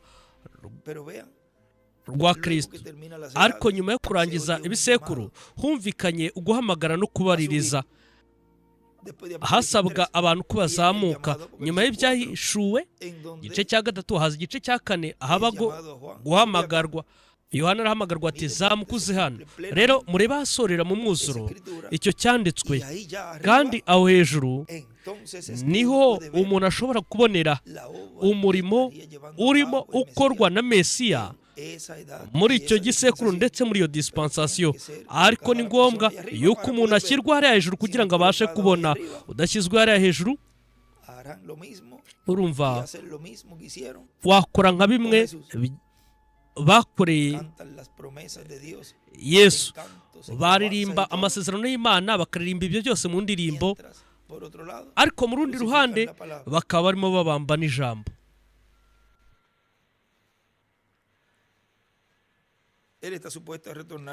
yiteguye kongera guhinduka inkingi y'umuriro, yiteguriye kongera kwigaragaza nk'umwana w'umuntu. murebe, ni ukugira ngo yerekane ijambo umucyo. ubusobanuro bwaratanzwe ndetse babukuraho, babikuyeho mu buryo ubwo ari bwo bwose, ariko bizakorwa mu buryo ubwo ari bwo bwose. Imana mu buryo bworoheje iba isitaza ayo madini n'imihango yabo.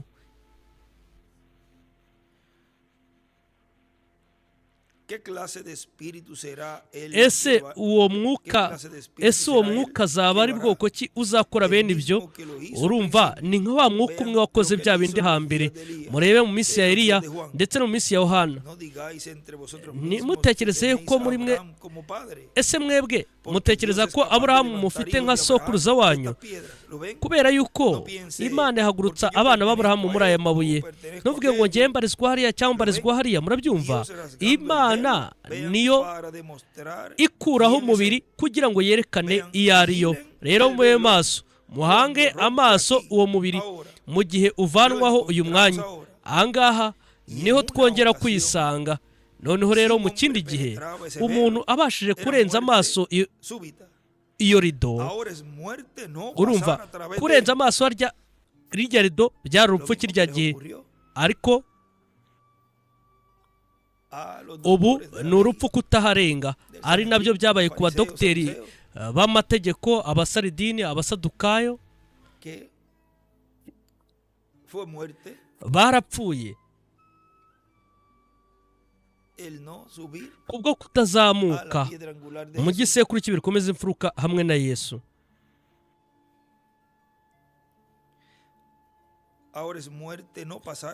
noneho ubu ni urupfu kutambuka urenga iyo nyegamo. amen. wowe niba utabasha kurenga iyo nyegamo muri ubu busobanuro, kurenga urwo rukuta rw'amadini kugira ngo ubashe kubona Imana mu mbaraga zayo, ibyo ni urupfu. mbere byari urupfu kwinjira inyuma y'inyegamo. uyu munsi kutinjira bizana urupfu. iyi ntebe y'imbabazi y'ihongerero mu mwuzuro ubu nibwo irimo iboneka. uwo ari wese ashobora kuyibona. iryo rido ryakuweho, icyubahiro cy'Imana. iyi ntebe y'ihongerero mu mwuzuro irimo igaragara. yandikaho ngo intebe y'ihongerero. kandi mwibuke intebe y'ihongerero nshya. de lo cual podemos hablar en otra ocasión. ari Vamos a byo seguir aquí. twazavugaho mu kindi gihe. Miren Ariko mwumve donde nos detuvimos. aho twahagarariye hari hamwe data William arimo atubwira kuri uriya mu perezida Vladimir Putin yamwohereje urwandiko. Hano mwene data William aravuga ati yaramubwira ati soma urwo rwandiko. Urwo rwandiko ni itariki 30 z'ukwa 11 2015.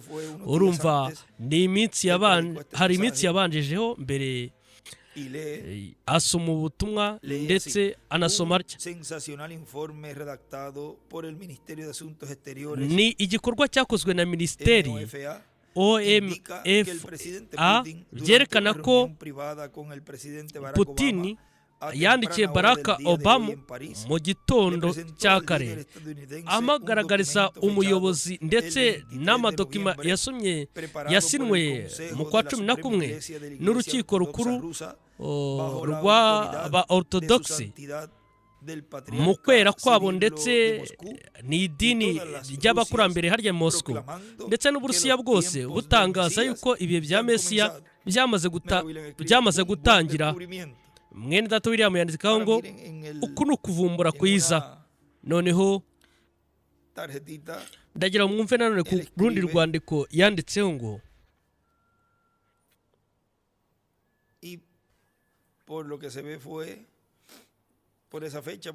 kuri irya tariki hari 2016 mu mibare yabaze hariya. Murumva ko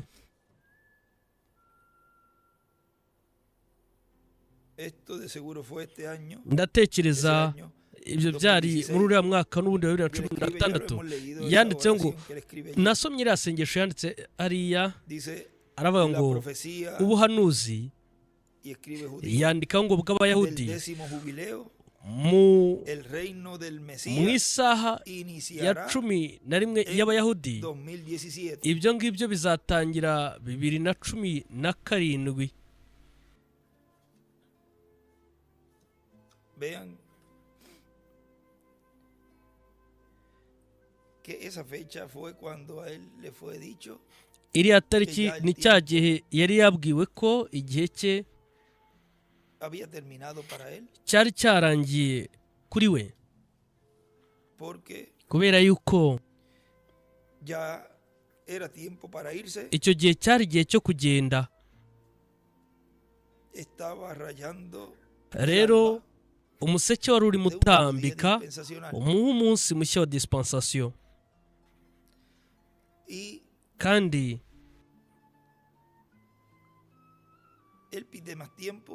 yongeye gusaba ikindi gihe. Murebe uburyo ki ibyo ngibyo bisobekerana. Icyo gihe cya Mesiya ari bwo urya mu marayika ukomeye yagombaga kuva ahangaha kugira ngo habashe kuza kirya gihe cya Mesiya, maze bityo hagakorwa uwo murimo.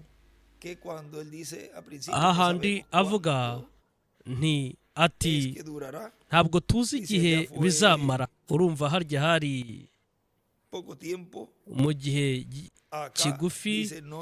Urumva yaravuze ngo ntabwo tuzi icyo gihembwe igihe kizamara mbere yo guhindurwa kwacu. Urumva yavugaga kino gihembwe. Rero urumva ko hari igihe aho ngaho.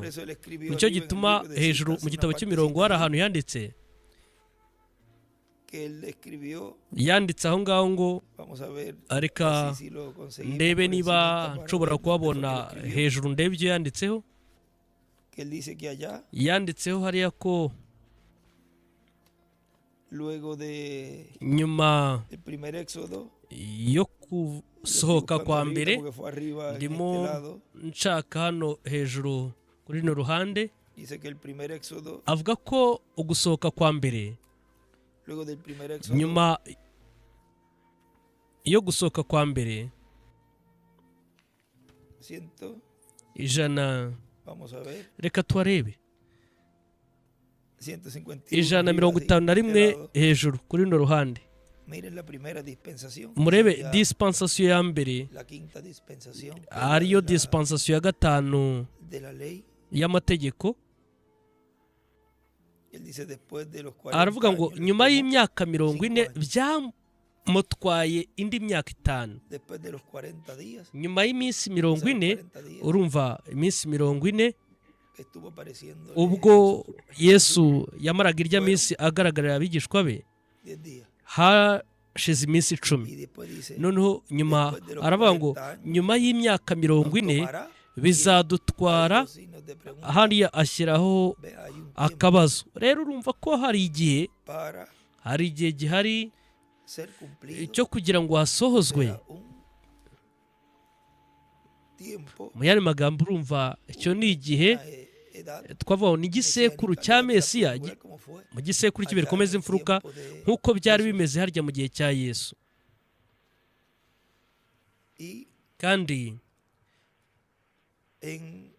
luego, nyuma miren si hubiera, pero después lo sinzi niba podemos wenda hacer quizás en una, wenda nyuma twaza kuba puede ser en una plática con los twazabivugana n'abakozi mu kiganiro pero ya es algo más informal, twigeze kubishushanyaho donde tubivugaho, podríamos ver ariko ese tiempo nababwiye mbaha donde amakuru termina y'aho twabonera kiriya gihe la dispensación aharangirira de la ley dispensation y'amategeko. y comienza urumva a contar kirya la gihe semana kirangira número 70 cy'amategeko de la profecía de hatangiye kubarwa ibyumweru 70 by'ubuhanuzi Pero bwa vean Daniyeli que igice la semana cyaburaga, número 70 ariko se noneho detiene. icyumweru cya 70 cyaje guhagarara.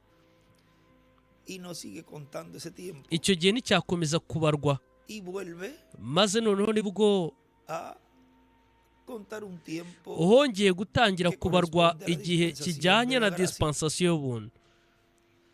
pero vamos a decir ariko reka tuvuge tuti que la dispensación dispensation de la gracia y'ubuntu va contando yagiye ibarwa. y para que no se vaya quedando atrás rero ese lapso de kugira ngo tiempo que se tudasigara inyuma wenda kuri icyo Pues, gihe detuvo, vamos a decir que lo vamos poniendo cyahagarariyeho, para ir reka llevándolo ahí tubivuge a la par. Cuando termina la dispensación harangira de la gracia, dispensation y'ubuntu hay un tiempo que hari comienza igihe a contar, cyatangiye kubarwa. o sea que mu yandi magambo Ari rero entrelace urumva ko hari en isobekerana donde se comienza a contar la ryatangiye segunda kubarwa parte de la muri semana cya número 70. gice cya kabiri cy'icyumweru cya 70. y vean que corresponde a los 3 urumva años y medio ibyo de la bijyanye gran n'imyaka tribulación, 3 n'igice y'akaga gakomeye, pero hay un ariko rero lapso de tiempo hari ahí agahe runaka aho ngaho en donde aho en esa parte muri icyo gice que corresponde a esa edad mesiánica kijyanye n'igisekuru cya Mesiya, es la etapa aho ni mu en gihembwe donde esas dos piedras aho angulares arya se unen amabuye abiri y'ibuye risoza ahura. y en donde noneho aho ni naho asorera ibyahishuwe 11 es cumplida esa etapa hasora icyo en gihembwe esa edad mesiánica allí cy'icyo gisekuru cya Mesiya, aho ngaho donde viene a formar esa estrella de David. ahubakwa ya nyenyeri ya Dawidi. Vean para el pacto, urumva iryo ni rya siempre sezerano que hay un pacto iteka hahora hari isezerano hay derramamiento de sangre. mu kumeneka kw'amaraso.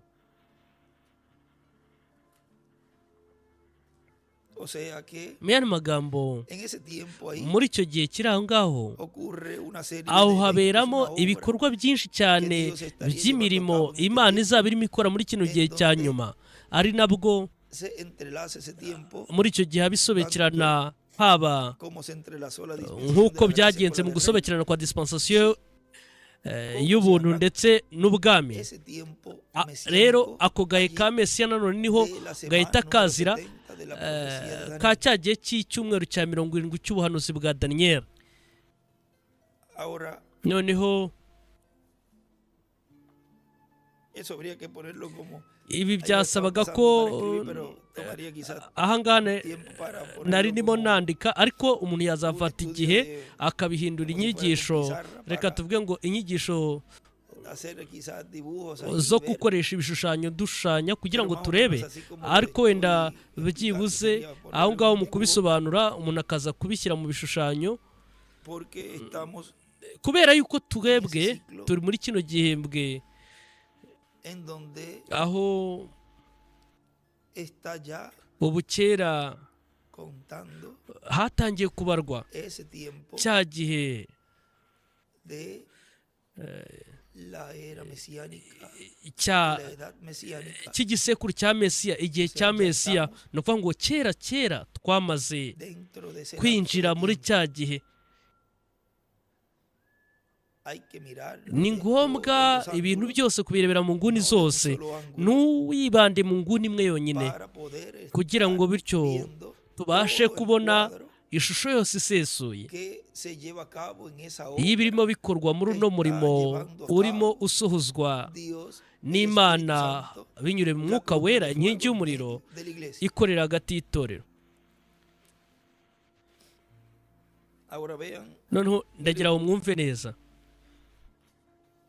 en un escrito también hari de indi una- nyandiko de un estudio bíblico, yo mu nyigisho za bibiliya él escribe, yanditsemo ngo dice la venida, yanditsemo ngo kuza arribita escribe, hejuru se tipificó yanditseho ngo en diferentes byashushanyijwe profetas y reyes. mu bahanuzi batandukanye n'abami Y escribe la venida del ndetse Mesías, anandika ngo kuza kwa mesiya ungido, el Cristo, umusigwa Porque kristo Mesías es el kuko ungido. mesiya ni umusigwa ungido con usizwe el Espíritu de n'umwuka wa Cristo, el kristo Espíritu de umwuka Dios, w'imana el Espíritu ni umwuka de Dios. w'imana La venida del Mesías, ukuza kwa ungido el mesiya Cristo, umusigwa kristo con el aceite del Espíritu asizwe Santo, n'amavuta y'umwuka wera urumva n'usizwe n'amavuta urumva asizwe n'umwuka wera es la esperanza más grande ibyo ni byo de Israel byiringiro bikomeye cyane kuri y el isirayeli cristianismo, ndetse n'iyobokamana rya gikristo ndetse n'umuryango wose birimo como abantu fue la venida nk'uko de Dios al byagenze mu kuza tabernáculo, kw'imana mu ihekaru es el tema más importante iryo ni ryo para somo la ngirakamaro familia cyane humana, mu muryango w'ibiremwa a abantu tal grado kugeza ku que rwego aho quitará el reino hazakurwaho ubwami gentil bw'abanyamahanga y establece el noneho reino de hakimikwa Dios ubwami bw'imana través binyuriye del Mesías. muri mesiya Miren ndagira ngo mwumve umurimo tan grande uhambaye que estaría siendo llevado a cabo uzaba urimo usohozwa por el Mesías. na mesiya n'umusigwa Y ahí abajo munsi escribe yanditsemo el ngo precursor Elías. integuza eliya mesiya marayika w'isezerano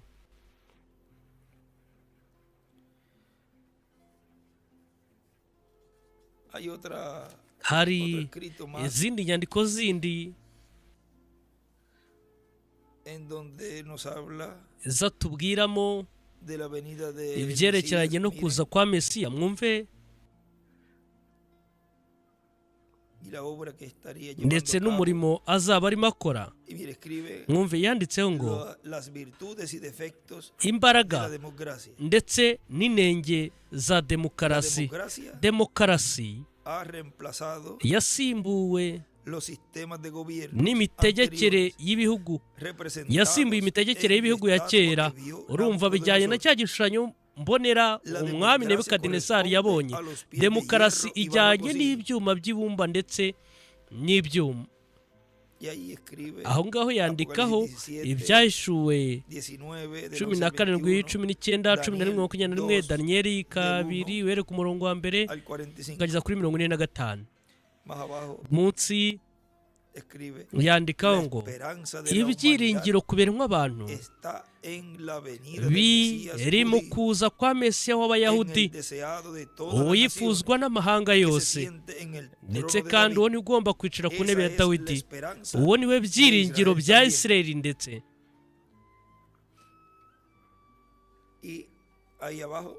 aho munsi yandikaho nanone ngo demokarasi ntifite ahazaza gusa uretse ubwami buri munsi y'umwami ukomoka mu bwami bwa dawidi uwo niwe ufite ahazaza hatekanye daniyeli kabiri uhereye kuri 30 ukageza kuri 35.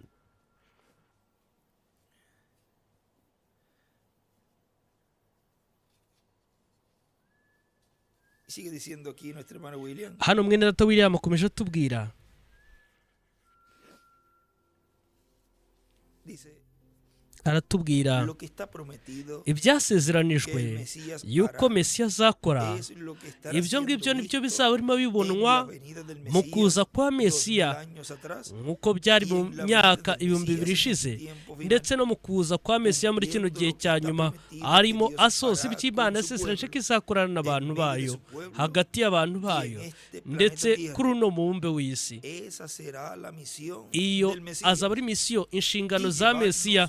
Cristo con él. Kristo azatujyanana nawe mu birori by'ubukwe bw'umwana w'intama. Vean las obras Mwumve imirimo que estará haciendo izaba irimo ikorwa el Mesías. na Mesiya. O sea, la misión Urumva iyo ni del misiyo, Mesías. inshingano za Mesiya. La misión del Mesías allá Inshingano za Mesiya harya con su obra fue umurimo we wari darnos ese cuerpo ukuduha urya mubiri wa Teofaniya al creer en él. mu kumwizera. Y la misión del Mesías ndetse en su kandi segunda venida inshingano es za darnos el Mesiya mu cuerpo kuza kwa kabiri glorificado. ni ukuduha umubiri uhawe ubwiza. Ahí están Rero las aho niho hari imigabane ibiri. dos porciones. Ni imigabane ¿Dónde ibiri, está eso en citas? ibyo biri mu gitabo cy'imirongo. Resurrección espiritual Umuzuko wo mu mwuka n'umuzuko ufatika. Urumva n'umubiri wa Teofaniya que ya lo hemos recibido, ari wo y la que falta es la twamaze segunda kwakira. porción. Harabura umugabane wa Dice, kabiri. cuando Aravuga ngo leguemos al nitwambuka Yorodani. Dice, Niko havugwa ¿dónde es que está? nihe biri 597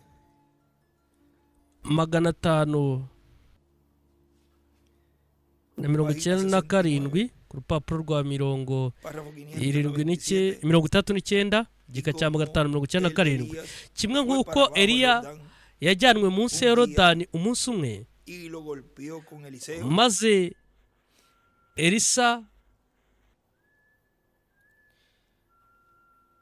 aba ari we umufasha gukubitamo umwitero. Mwumve El Jordán es Yorodani la muerte. ni urupfu. Y estaban Rero los dos aho hari juntos babiri bose bari kumwe cuando ubwo Eliseo estuvo Elisha presente. nawe yari ahari. Vio, Yabashije kwibonera igihe Eliya golpeó el Jordán. yakubitaga umwitero we muri Yorodani. Es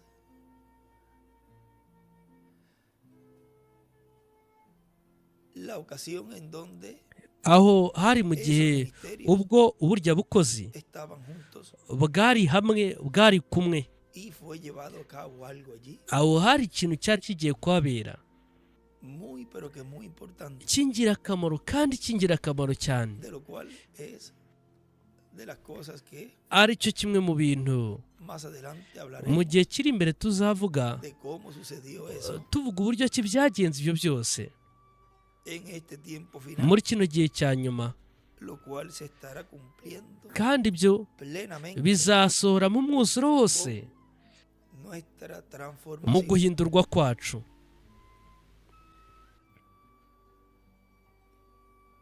Y como Elías fue para abajo al Jordán nk'uko un día, we na Eliya bamanukanye harya munsi kuri Yorodani kirya gihe agakubita hariya umwitero we mu mazi, maze bambukana ku rundi ruhande, agaruka afite imigabane ibiri. gloria a Dios. Icyubahiro kibi cy'Imana. Y cuando nosotros le peguemos al Rero Jordán twebwe nitwambuka Yorodani con Cristo, turi kumwe na Kristo, y escribe allí Eliseo, aho yandika ngo Elisa, Mose ndetse na Eliya, el Espíritu Santo, umwuka wera. nosotros tenemos una Twebwe porción, dufite umugabane umwe, pero cuando ariko nosotros twebwe regresemos, nitugaruka nosotros venimos con tuzaza dos porciones. dufite imigabane ibiri. Nosotros tenemos vida Twebwe eterna, dufite ubugingo resurrección buhoraho, del pecado, umuzuko ahora en ku byaha, rectitud con el Espíritu ndetse Santo. kandi dufite n'umwuka wera. Entonces, Rero en el regreso con mu Cristo, kugarukana nosotros na venimos Kristo para twebwe atrás tuzasubira con inyuma las hano dos inyuma, resurrección tugarukane física. n'umuzuko ufatika. Y nosotros ya tenemos Icyo gihe resurrección twebwe tuzaba espiritual. dufite umuzuko mu mwuka. Nosotros Ubu entonces tenemos ubu nonaha dufite umuzuko wo mu mwuka, ariko icyo gihe tuzaba dufite imigabane ibiri. Hejuru yandikaho ngo imigabane ibiri, umuzuko wo mu mwuka n'umuzuko ufatika mu kugarukana na Kristo.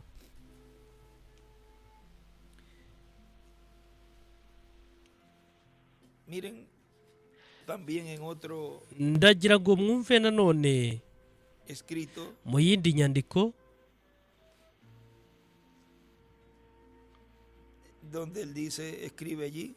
hano ahavuga niho yanditseho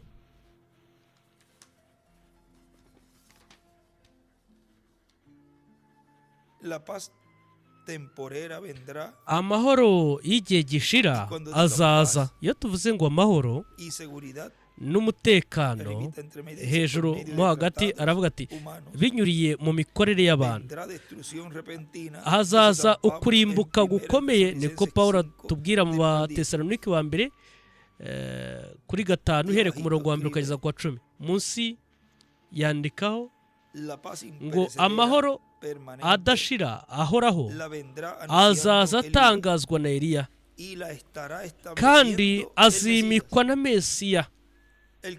Kristo umusigwa ni umugabo uzaza asizwe n'umwuka wera. Yandikaho ngo azavuka hano ku isi kandi azaba ari Umuyahudi. Uwo niwe mwami w'amahoro uzarimbura Kristo akimika ubwami bwe, umurwa mukuru uri Yerusalemu. Ubwo azaba ari ubwami bwa Dawidi bwagaruwe, ndetse n'intebe ya Dawidi ya Mesiya. Ku Bayahudi, ku Bakristo ndetse n'Abisilamu, azaba ari Yesu uje kurimbura Kristo ndetse akimika ubwami bwe, akazana amahoro n'umunezero. Noneho ndagira ngo mwumve neza,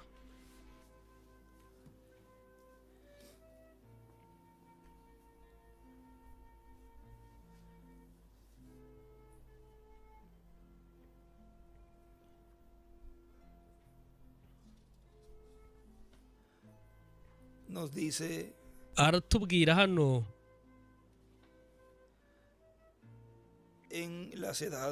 mu gitabo cy'ibisekuru, igitabo kitasuwemo,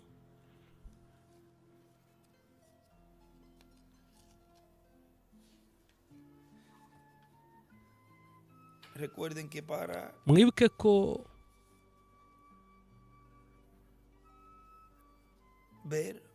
kugira ngo ubashe kubona ndetse unakire urya murimo uzaba ukorwa na Mesiya, hakenewe ukwizera. Urumva, ukwizera kugomba kugira ikintu gushingiraho.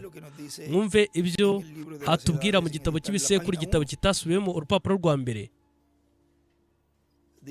Aravuga ngo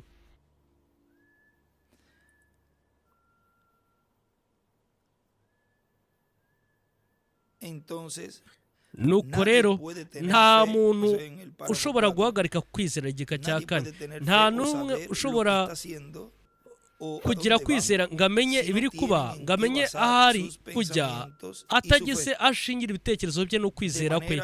Rero muri ubwo buryo ibyanditswe niba byaraduhishuriye Kristo muri no minsi ya nyuma ndetse n'imibereho y'ibihe turimo, ibyo bizatuma tujya kurundura neza maze dutahura aho turi. Mwumve aho yanditseho ngo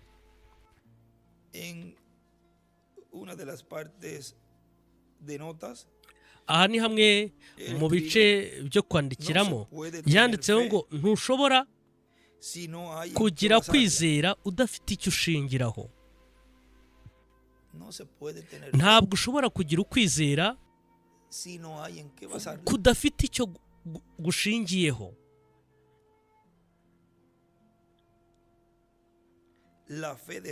Kwizera ko kuzamurwa gushingira ku guhishurirwa ikimenyetso cya karindwi que trae los 7 truenos aricyo kiziyemo uguhinda kurindwi kw'inkuba, del ángel fuerte ijwi rya de marayika ukomeye Apocalipsis uwo 10, mu Byahishuwe 10 del 1 al 11. uhereye ku murongo wa mbere ukageza ku wa 11. No se puede tener fe ntabwo si no hay en qué wagira basarlo. kwizera udafite icyo La fe de rapto se gushingiraho. basa Ukwizera ko kuzamurwa gushingira en la revelación ku guhishurirwa del séptimo sello ikimenyetso cya que karindwi, trae los 7 truenos aho aricyo kizanwe no guhinda kurindwi kw'inkuba, ijwi del ángel fuerte rya de marayika Apocalipsis ukomeye wo mu 10, Byahishuwe 10 del 1 uhereye al ku 11. murongo wa mbere ukageza ku wa 11. No se puede tener fe ntiwagira si ukwizera no hay en qué basar. kutagira icyo uko kwizera Se gushingiraho. tiene fe para recibir el cuerpo Niba teofánico ufite kwizera ko kwakira umubiri wa teofaniya, basado ni uko washingiye ku murimo de la primera venida del wo Mesías kuza kwa mbere kwa en la Mesiya cruz del ku Calvario, musaraba i Karuvali, basado en washingiye esa obra kuri urya murimo, es que se obtiene aba ari wo ukuraho esa promesa, iryo o esa sezerano promesa. cyangwa se ayo masezerano. Y miren Ndagira ngo mwumve neza, lo cual ya ibi byo no hay ya oportunidad ntibigifitiwe amahirwe para yabyo basar la fe ngo ube wafata ukwizera en la ugushingire primera venida, ku kuza kwa mbere porque ya la puerta kwa de la Kristo, misericordia kuko irembo se ry'imbabazi ryarafunzwe. ya no Ubu hay ngubu ntabwo una fe para hakiri ukwizera creer ko kwizera ngo ubashe kugira ukuvuka ubwa kabiri, kuko ibyo byo esa puerta se iryo cerró. rembo ryarafunzwe. Pero para Ariko kugira ngo recibir el cuerpo ubashe kwakira umubiri uhawe ubwiza w'iteka para aquellos que han nacido de nuevo, kuri ba bandi bavutse ubwa kabiri, esa puerta iryo rembo está abierta. rirafunguye. Y miren Ndagira mwumve neza, en la página ku rupapuro 14A, rwa 14A, vamos a ver algo más allí. reka turebe ikindi kintu hano.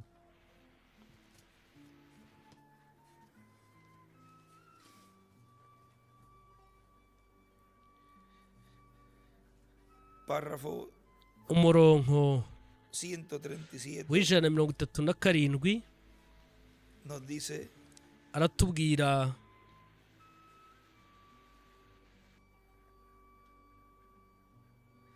y Judas Iscariote kandi na Yuda Esikariyoti fue nacido hijo de perdición, yavutse ari uwo kuzimira, vino del infierno, yaturutse ikuzimu anasubira ikuzimu.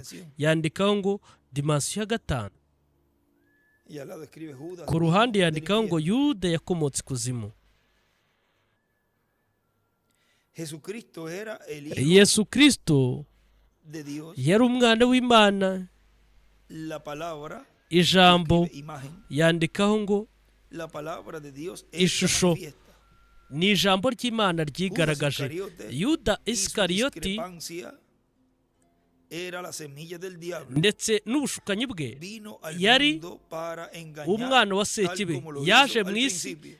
koshya nk'uko n'ubundi yabikoraga na Vea. mbere hose. Era Murumva,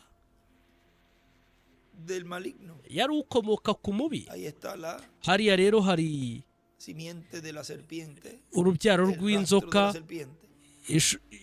ukomoka mu nzoka. Arriba escribe Jesús es igual Yandikaho ngo de Yesu la sexta bingana dimensión. n'uwo muri dimansiyo Judas ya es igual gatandatu, naho Yuda de la bingana quinta dimensión n'uwo del muri infierno. dimansiyo ya gatanu ikuzimu. Eso está en la parte arriba Ibyo biri mu gice del cyo hejuru párrafo kuri kiriya 137. gika cy'ijana Jesús es igual de Yesu la sexta bingana dimensión. n'uwo muri dimansiyo Judas ya es karindwi. igual de Yuda la quinta bingana dimensión del n'uwo infierno. muri dimansiyo ya gatanu kuzimu. Tal como lo hizo al principio. nk'uko Caín, yabikoze su n'ahambere. antiguo padre, Kayini ise w'ahambere, Judas Yuda únicamente jugó a gusa la iglesia. yaje Él no era gukinira realmente aho mu sincero. itorero, ntabwo yari Él umunyakuri actualmente by'ukuri, ni siquiera tenía ntabwo fe. yari afite kwizera Y él n'ahambere. escribe allí, hariya yandikaho ngo fe en la kwizera palabra hecha carne kw'ijambo para hoy. ryambaye umubiri rya none. veces requiere ni ukuvuga ngo rero hakenerwa basar la fe ugufata ukwizera uko gushingira en la palabra ku hecha ijambo ryambaye umubiri.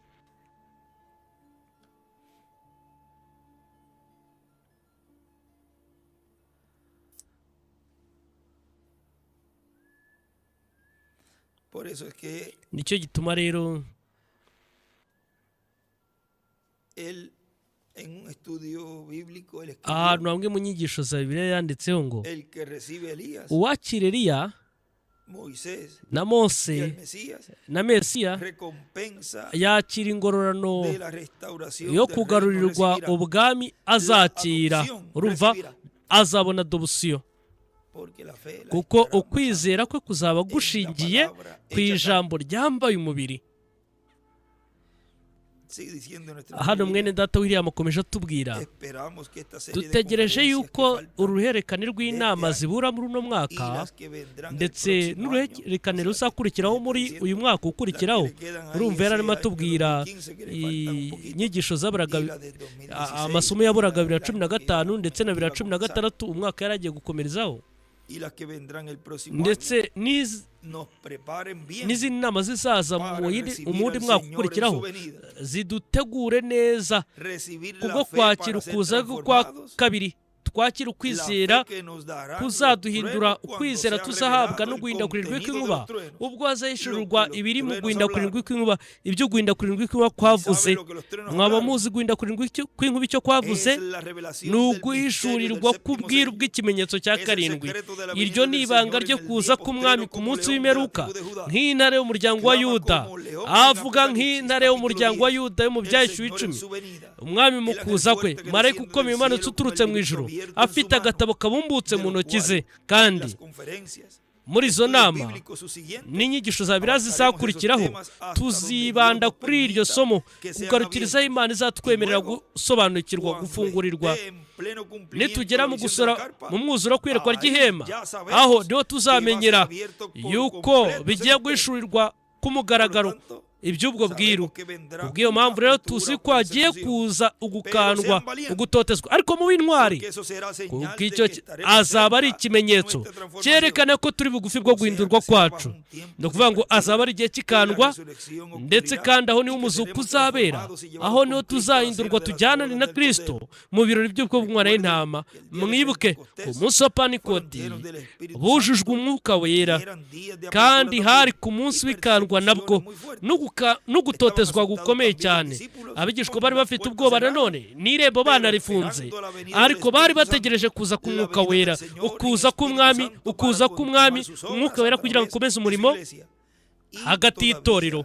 rero n'ubu ngubu akomeje gukora umurimo we hagati y'itorero, kugeza ubwo hazagira igihe kimwe runaka ubwo hazaba kwigaragaza mu mwuzuro wose hagati y'itorero.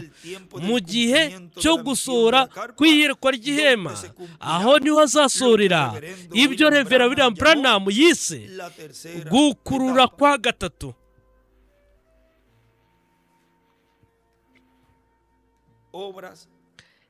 imirimo y'ukwizera. duhaguruke ku birenge byacu, nuko dusigane hamwe natwe iri somo dufite uyu munsi wa none ryitwa ngo imirimo y'ukwizera. hamwe natwe mukundwa nshuti ushimwa Dr. William Soto Santiago.